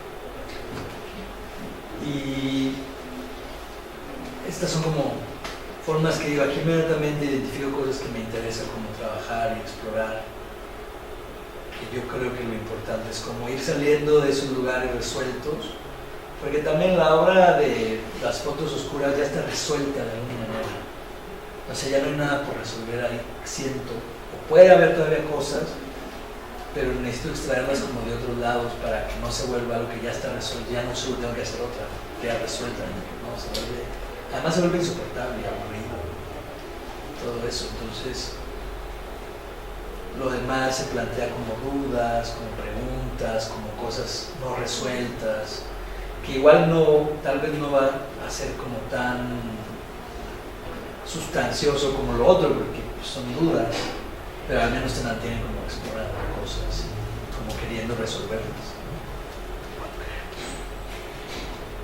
Viendo la recapitulación de tu obra, de muchos modos se puede observar que hay una reflexión interna hacia tu persona, hacia tu historia. Son los lugares donde creciste, que tienen que ver contigo, y a partir de ahí una visión personal acerca de temáticas que te interesan, etcétera, etcétera, que se van esparciendo a lo largo del tiempo. ¿Puedes compartir un poquito con este diálogo acerca de cómo has ido encontrando a lo largo de tu trayectoria esta relación personal acerca de un autoconocimiento, autocrítica, etcétera, en el entorno del arte y de la obra que produces? Creo que eso es como bien importante pensarlo, porque al final la obra no creo que sea interesante que se trate de uno mismo, ¿no? O sea, al final de cuentas a quién le interesa algo que te ha pasado a ti, sino cómo a través de algo que es tu propia manera de ver o de pensar o de lo que consideras que eres tú mismo, cómo eso sirve como pretexto para hablar de un problema que es como más universal, ¿no? Como algo que es más amplio, que ya no es la historia de Osvaldo Ruiz o lo que le pasó a Osvaldo Ruiz o lo que él pensaba, sino cómo a través de uno mismo y de sus propias vivencias puedes hablar de algo que es más del otro, de los otros. Eso es algo que es, como que no me queda muy claro, pero lo he ido como pensando para trabajarlo, porque creo que no es importante lo que le pase a uno directamente, sino cómo lo que te pasa a ti es el único vehículo que tienes para entender lo que le pasa al otro. Y eso, representarlo a partir de lo que tu contacto con la imaginación o lo imaginario, los imaginarios, parten de la historia de uno mismo. O sea, uno como fractal, digamos, como fragmento de la historia de un imaginario más amplio, donde ya no soy yo y mis abuelos, sino la historia de Anáhuac, Nuevo León, o la historia que está incluso en José Revueltas. Entonces, como, o sea, la forma que tengo de acercarme a esas casas es porque ahí vivía mi abuela, ¿no? Mi abuelo. Pero creo que no es importante que ahí viviera mi abuela, sino como José Revueltas está hablando de un arquetipo abuela, de un arquetipo madre, de un arquetipo muerte, de un arquetipo agua. Y esos arquetipos los encuentras en tus propias vivencias, pero no creo que se deban quedar en las vivencias del sujeto, de la persona que lo está haciendo, sino que realmente sea un arquetipo que atraviese, es decir, que se vuelva arquetipo y atraviese algo que vaya, que hable de la madre y no de mi madre, de la abuela y no de mi abuela, de la tierra, del agua, de la muerte, del campo como problema. Entonces eso es algo que me da como que estoy intentando solucionar, pues cómo pasar del sujeto a la imagen, al problema que ya no es del sujeto, sino es un problema de la imagen. Estas son unas fotos de Santiago, no de Santiago, son unas fotos del desierto de Atacama. Entonces son fotos que en algún momento dije, bueno, son como fotos turísticas, ¿no? Como que voy, llevo la cámara, no tengo pensado en proyecto como tal. Las guardo, son desde 2011. Pero hay algo que estoy ahí como descubriendo que me interesa trabajar ahora. Y que precisamente creo que lo interesante es que como no están resueltas, no sé cómo solucionarlas, plantean como preguntas de algo que me interesa solucionar en relación al espacio, a la desolación del espacio. Este es uno de los desiertos más secos del mundo. O sea, realmente las tomas son muy lo que me gusta, lo que en ese momento me llama la atención sin pensarla como un proyecto, pero que luego creo que pueden ir como englobando líneas, porque también cuando uno cede más a estos impulsos fotográficos, está más libre la mirada y no está sujeto a tu estilo o a formas que ya identificas como entendidas, sino que estás planteando simplemente algo impulsivo que luego puede como plantear como preguntas más interesantes. Esta foto me gusta mucho, porque era muy raro, era un arbolito de este tamaño, que en realidad se ve como muy grande. Si ven las rocas son así, chiquitas, y atrás está un volcán que es gigantesco. Entonces este encuentro como el aire es muy limpio y permite esto sin que se haga como borroso o grisáceo, nada más como ajustando la profundidad de campo, permitía captar algo así y algo que medía como 3.500 metros de altura y encontrar una misma foto, empatarlo. Las rocas estas fotos, con una exposición como de 5 minutos, 10 minutos, creo, donde se ve la Vía Láctea y tal cual dibujada. Y esta será una experimentación que estaba haciendo con el lente de es una 5D a la que le quito el lente y le pongo una tapa de Canon, de cuerpo de Canon, con un agujero como si fuera estenopeica. Entonces es una estenopeica digital. Y pues tiene otra, pues estos son como ejercicios también. Tiene otra textura, ¿no? No hay profundidad de campo, todo está enfocado, todo está desenfocado más bien. Pero los colores son distintos, la sensación de espacio no está medida por la óptica de la cámara, sino que es como más inmediata. No, me daba terror lo que le pasara al sensor, porque sí había un agujero, o sea, sí podía entrar polvo, y en el desierto además no le pasó nada.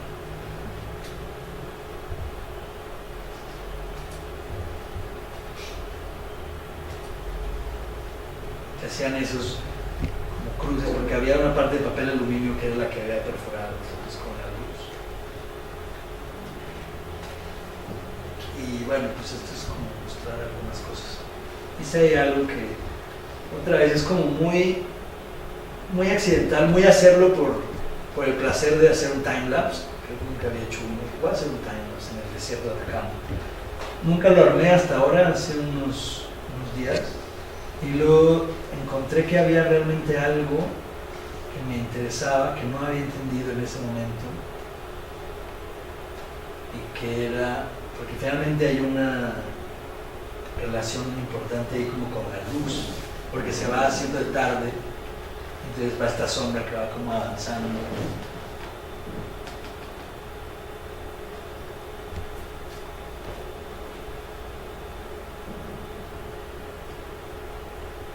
Y luego se queda dibujada la silueta nada más y se oscurece.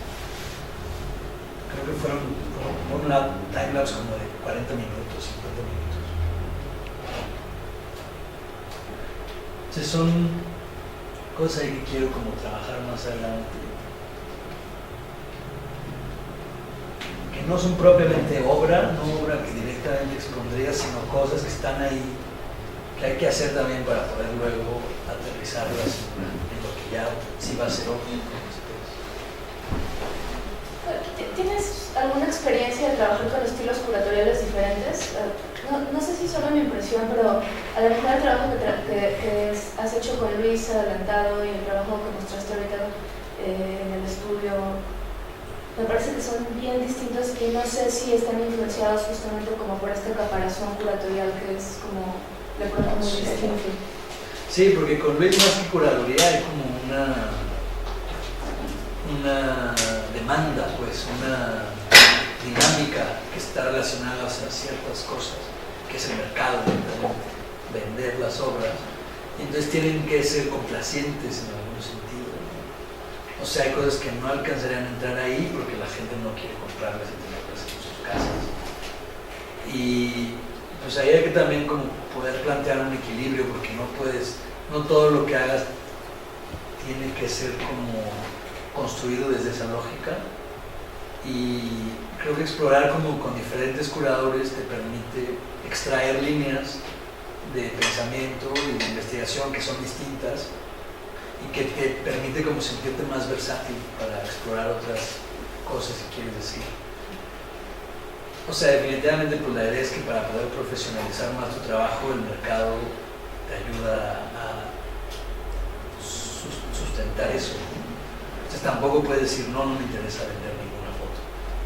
Pero sí que no sea construirla por el simple sentido de venderla. Y eso es bien difícil también, porque como que te atrapa, empiezas a vender y dices, si hago más de estas, me las compran. Pero también empieza como a endurecerse todo, se empieza como a hacer una fibrosis visual, porque ya no puedes salir del discurso. Sí, es complicado. También depende qué tanto como te prestes a una negociación con un curador, con un intermediario, así, para que no pese tampoco tanto la mirada externa. O sea, que no te predisponga a su mirada, sino que sea al revés casi, ¿no? Que logre leer cosas en tu mirada que tú no has visto y que te permite explorarlas más que te ponga una visión. Y eso es complicado porque a veces no te queda tan claro lo que estás haciendo. Entonces, sí creo que sí vale la pena. Creo que lo que vale mucho la pena y lo que he descubierto ahora más trabajando sobre todo con José Luis Barrios ha sido como un rebote que te da como más seguridad, como que de repente encuentras cierto rebote de ideas que te permite ampliar cosas.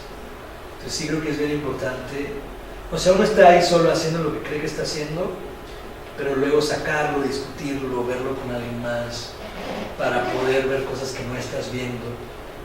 Hay algo muy potente ahí que es el inconsciente de la mirada, o la mirada inconsciente.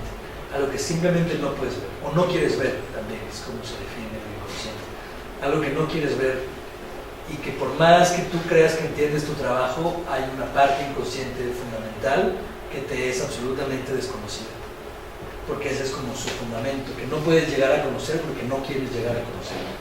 Entonces, al hablarlo con alguien más, esas partes empiezan como a mostrarse desde algo que te es desconocido y que se te regresa desde afuera, y ahí te permite explorar una parte que de otra manera no podrías porque no tienes acceso a ese lugar.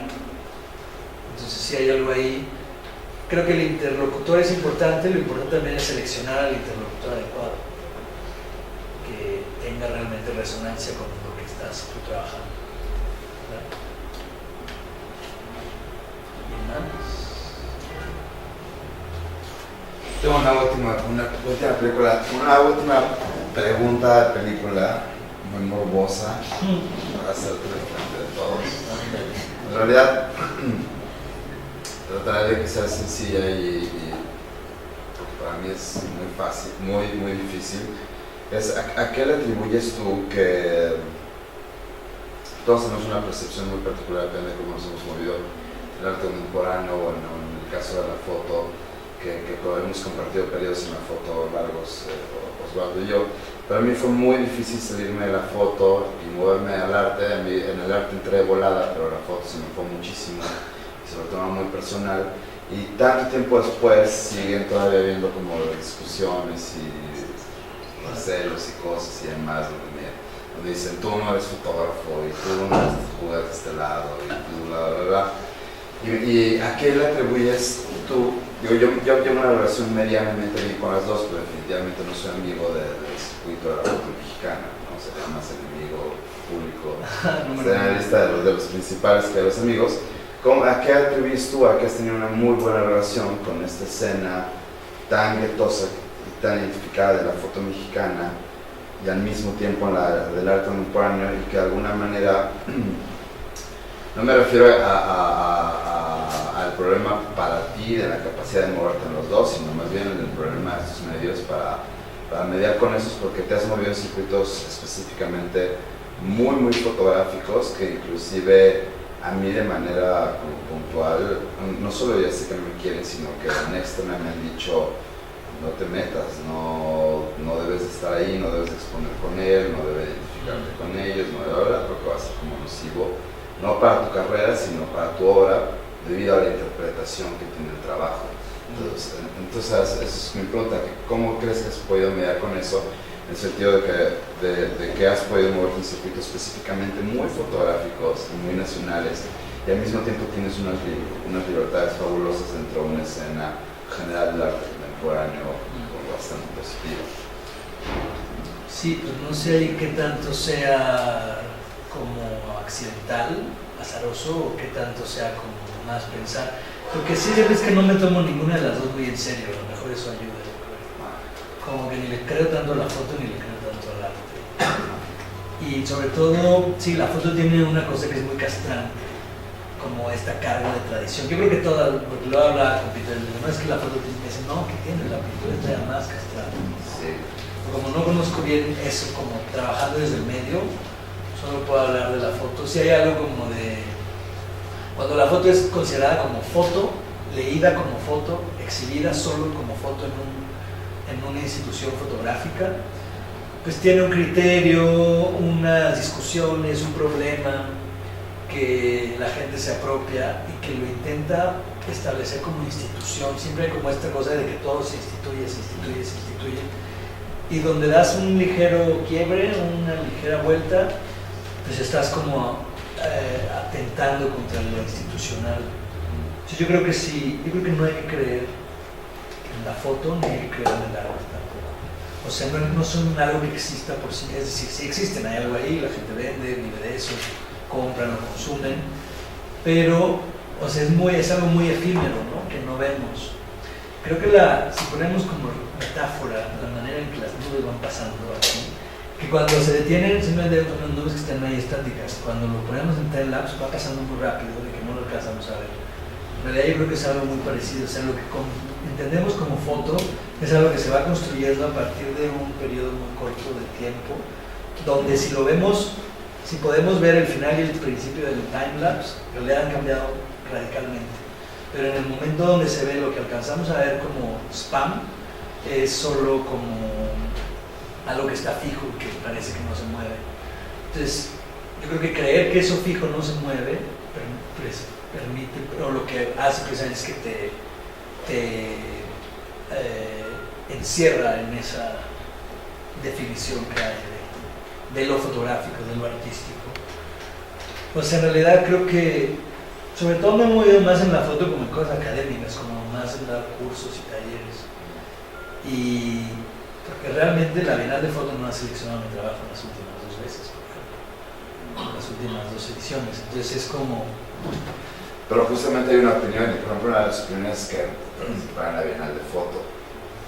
Ya lo aprendí. Es como bien interesante como ese fenómeno, porque no sé en todo el mundo de la misma manera. Hablo particularmente con los circuitos mexicanos, que son muy ricos, estamos en un desarrollo increíble, estamos en un momento muy bueno, y si bien hay una generación previa, o sea, que tuvo el beneficio de poderse mover de la foto al arte y de estar en una situación un poco ambigua, realmente a partir de nuestra generación es cuando se empieza a ser permitido que exhibimos en los 2 lugares, que formamos parte de los circuitos y que no se lo toman regularmente tan a pecho, a menos que estés muy comprometido con alguna de las 2 partes, ¿no? Sí. Pero es un fenómeno relativamente reciente, local y reciente. Y muy local, ¿no? Sí, yo creo que hay que como desconocerlo, pasar por alto. Definitivamente es más interesante el del arte porque es más amplio. Es más libre. Más libre, menos dogmático, menos referenciado a lo que se puede hacer y lo que no se puede hacer. Estar más regido por el mercado, entonces se vuelve más difícil también. La foto está menos regida por el mercado. O sea, está más regida por lo editorial, por ejemplo. Pero que también hay unas expectativas en un país como México, ¿no? O sea, cuando todos estos rucos se reúnen, en realidad toman decisiones de hacia dónde tiene que ir y qué es lo que esperan, y qué es lo que desean ellos respecto a la visión de una foto nacional y eso es bien exportable. Problemático. La foto nacional es detestable porque se vuelve el cliché de México para los ojos del mundo. Sí, que en algún momento hubo un modelo modernista en el que tuvo como mucho sentido y tuvo mucha lógica, y tuvo una historicidad y tuvo una serie de relaciones de todo tipo, en el que era incluso hasta positivo, pero en el marco contemporáneo, que es un poco de lo que intentaba hablar con ustedes a la hora de hacer esta opinión con Osvaldo, es que se vuelve mucho más rico en términos de desarrollo, no solo profesional, sino filosófico, personal, etc., extender sus probabilidades y sus estrategias de trabajo a las particularidades que su filósofo requiere, no los que el medio demande. Sí. Cualquiera de los circuitos de arte contemporáneo o específicamente muy particular de la foto mexicana. Sí. ¿No? Pues el problema de la foto mexicana es que quiere leerse como mexicana directamente, o sea, no entrar a una discusión como más no relacionada a un espacio o a una temporalidad. Como que hay foto internacional y foto mexicana. Como simplemente la foto, por ejemplo, de esta mujer, Alinka Echeverría, ¿no? Que fotografía a los peregrinos de la Basílica de Guadalupe, o los que van, a los que están alrededor del fenómeno guadalupano. Entonces lo exhibe en Londres, está toda esta estructura, pues, donde, y además Alinka Echeverría es nieta de Echeverría. Entonces hay un imaginario individual. Ahí, volviendo a la pregunta de la referencia con la historia propia, o sea, ella tiene una responsabilidad muy grande en la posición que ocupa, como pariente del sistema o descendiente de los perpetuadores de un sistema que potencia la miseria en el país, ¿no? Hacer un trabajo estético que la exhiba tiene como una carga muy perversa, ¿no? Sí. Y luego darle a eso una visibilidad internacional por curioso, por extraño, por raro, por exótico, termina como perpetuando ambos criterios, tanto una visión de un mexicano identificado con ciertos aspectos de la pobreza, que no es que no exista, pero verla desde una dimensión que ya no dice nada es lo que se vuelve problemático.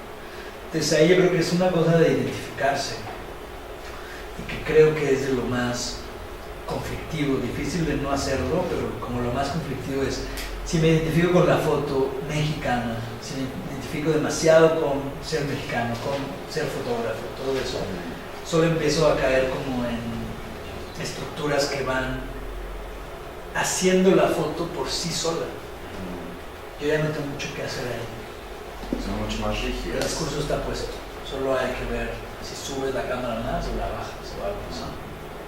Entonces yo creo que es importante, o sea, no implica convertirse en un ser abstracto que no se identifique con nada, sino en partir de una identificación y luego negarla o desidentificarse, tanto del circuito fotográfico como del circuito artístico, como de la visión mexicana, como de la visión mexicana en el exterior. O sea, todas esas identificaciones lo que crean son imaginarios que están fijos ya desde un inicio, y frente a ellos no vas a poder moverte mucho porque ya están determinados.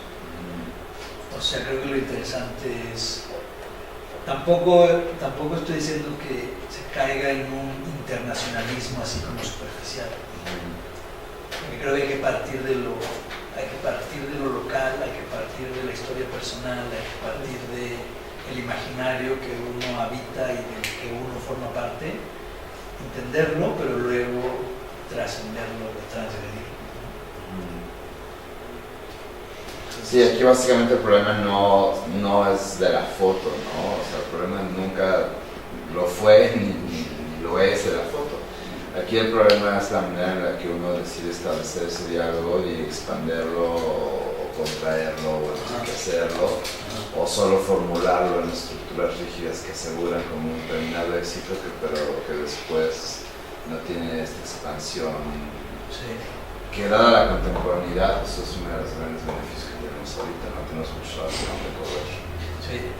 Sí, lo único es que todos los discursos de moda, los discursos como muy trendy, pues acaban como dominando preguntas más complejas, que parecen como pertinentes internacionalmente, pero que son cosas que se consumen muy rápido y se agotan muy rápido. Por eso creo que como que hay que, por eso le decía esto de como seguir a personas que han desarrollado un proceso de investigación sobre la imagen y que han llegado a ciertas conclusiones, porque esta idea de decir voy a mostrar, me ha pasado mucho en los últimos talleres que he dado en los seminarios de foto, hay un corte hacia la fotografía muy autobiográfica. Entonces, lo primero que hago, y como me acerco mucho a la fotografía desde una relación con el psicoanálisis, como que se tiende a pensar que va a favorecer una fotografía autobiográfica, pero precisamente es exactamente lo opuesto a lo que quiero hacer, porque no me interesa el problema patológico del individuo. Y muchas veces en la fotografía las personas se acercan como queriendo solucionar sus problemas a partir de la foto. Como tengo problemas con mis papás, tengo problemas con la figura que ocupo en el mundo, entonces a partir de la fotografía intenta resolverse el problema. Y la fotografía no va a resolver ningún problema.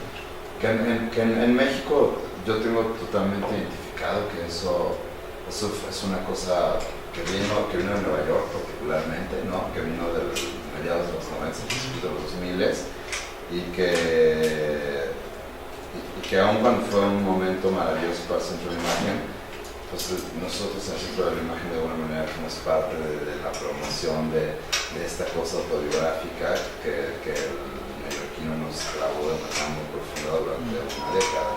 Solo No, que en México tendría mucho de eso.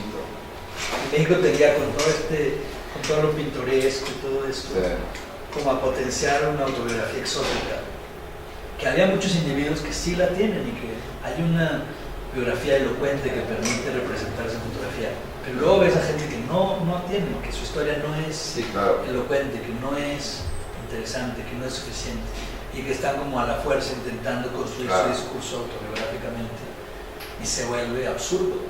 Sí. Y creo que también eso que decía hace rato, el problema no puede ser el sujeto, ¿qué importa realmente? esa persona. Que tenga tales problemas no importa nada. Lo que importa es el problema fotográfico y cómo tu problema se convierte en un problema fotográfico y partir de tu propia, o sea, no, yo creo que debe partirse del problema de uno, pero no debe quedarse en el problema de uno mismo, porque para empezar no se va a solucionar a partir de la foto y es muy arrogante esa posición de presentarse a uno mismo, presentar el pathos de uno como objeto de intercambio con el otro, para que lo compre, lo exhiba, lo difunda, lo consuma. Sí, es bien complicado. Y sobre todo creo que pasa mucho también con los chavos, que como hay esta cosa como de figurar rápido, entonces como que ofrecen su pathos a cambio de figurar. Y eso creo que los aplasta mucho, porque no se dan cuenta, no son sujetos de su propio discurso, el otro lo está definiendo desde afuera. Los están viendo como objetos extraños de estudio, de observación. Y vulnerable todo el tiempo, ¿no? Totalmente. Un proceso de vulnerabilidad bastante grave. Cuando dejas de gustar o de convertirte en moda, ¿qué haces después de eso? Ya no tienes un problema fotográfico, pasó tu pathos o se convirtió simplemente en pasajero. Y entonces, ¿dónde está el problema fotográfico? ¿No? Sí, creo que eso también es importante, no identificarse tanto con uno mismo. Ha cambiado mucho el proceso de argumentación, ¿no? O sea, cada vez necesita ser mucho más sólido, más fundamental, más rico la manera que uno argumenta las cosas. Yo creo que siempre se aumenta, ¿no? Pero en Latinoamérica y en México particularmente sí ha sido distinto, al menos en la foto. Sí, las modas son en la foto les acaba de preocupar del 2006 para acá que había que argumentar cosas y aún así no les cae a una buena banda todavía el 20. Pero por ejemplo, si piensas en Graciela Iturbide, que no argumenta mucho su trabajo y es un problema fotográfico brutal. Sí. O sea, no necesita la argumentación textual, tiene una argumentación fotográfica, Sí. tiene un problema fotográfico, tiene una posición, tiene un discurso, hay una mirada. Ella tiene una cuestión muy específica y no es lo que está usando como referencia. No es internacional, sin embargo fotografía en India y en Roma y en varios lugares, y siempre es una mirada que no es mexicana exótica, es mexicana pero no exótica, vaya, es mexicana como auténticamente un imaginario que está construido de su maestro, etcétera, ¿no? De cosas que están ahí, de la pintura mexicana de los años 50, 60, pero que no es como fácil en la medida en que se vuelve exotizante. Pero obedece a una naturaleza en el tiempo distinta, Sí. ¿no? Una vez más. Sí, está en una época. Perdón chicos, ya los dejamos en paz, les agradecemos mucho a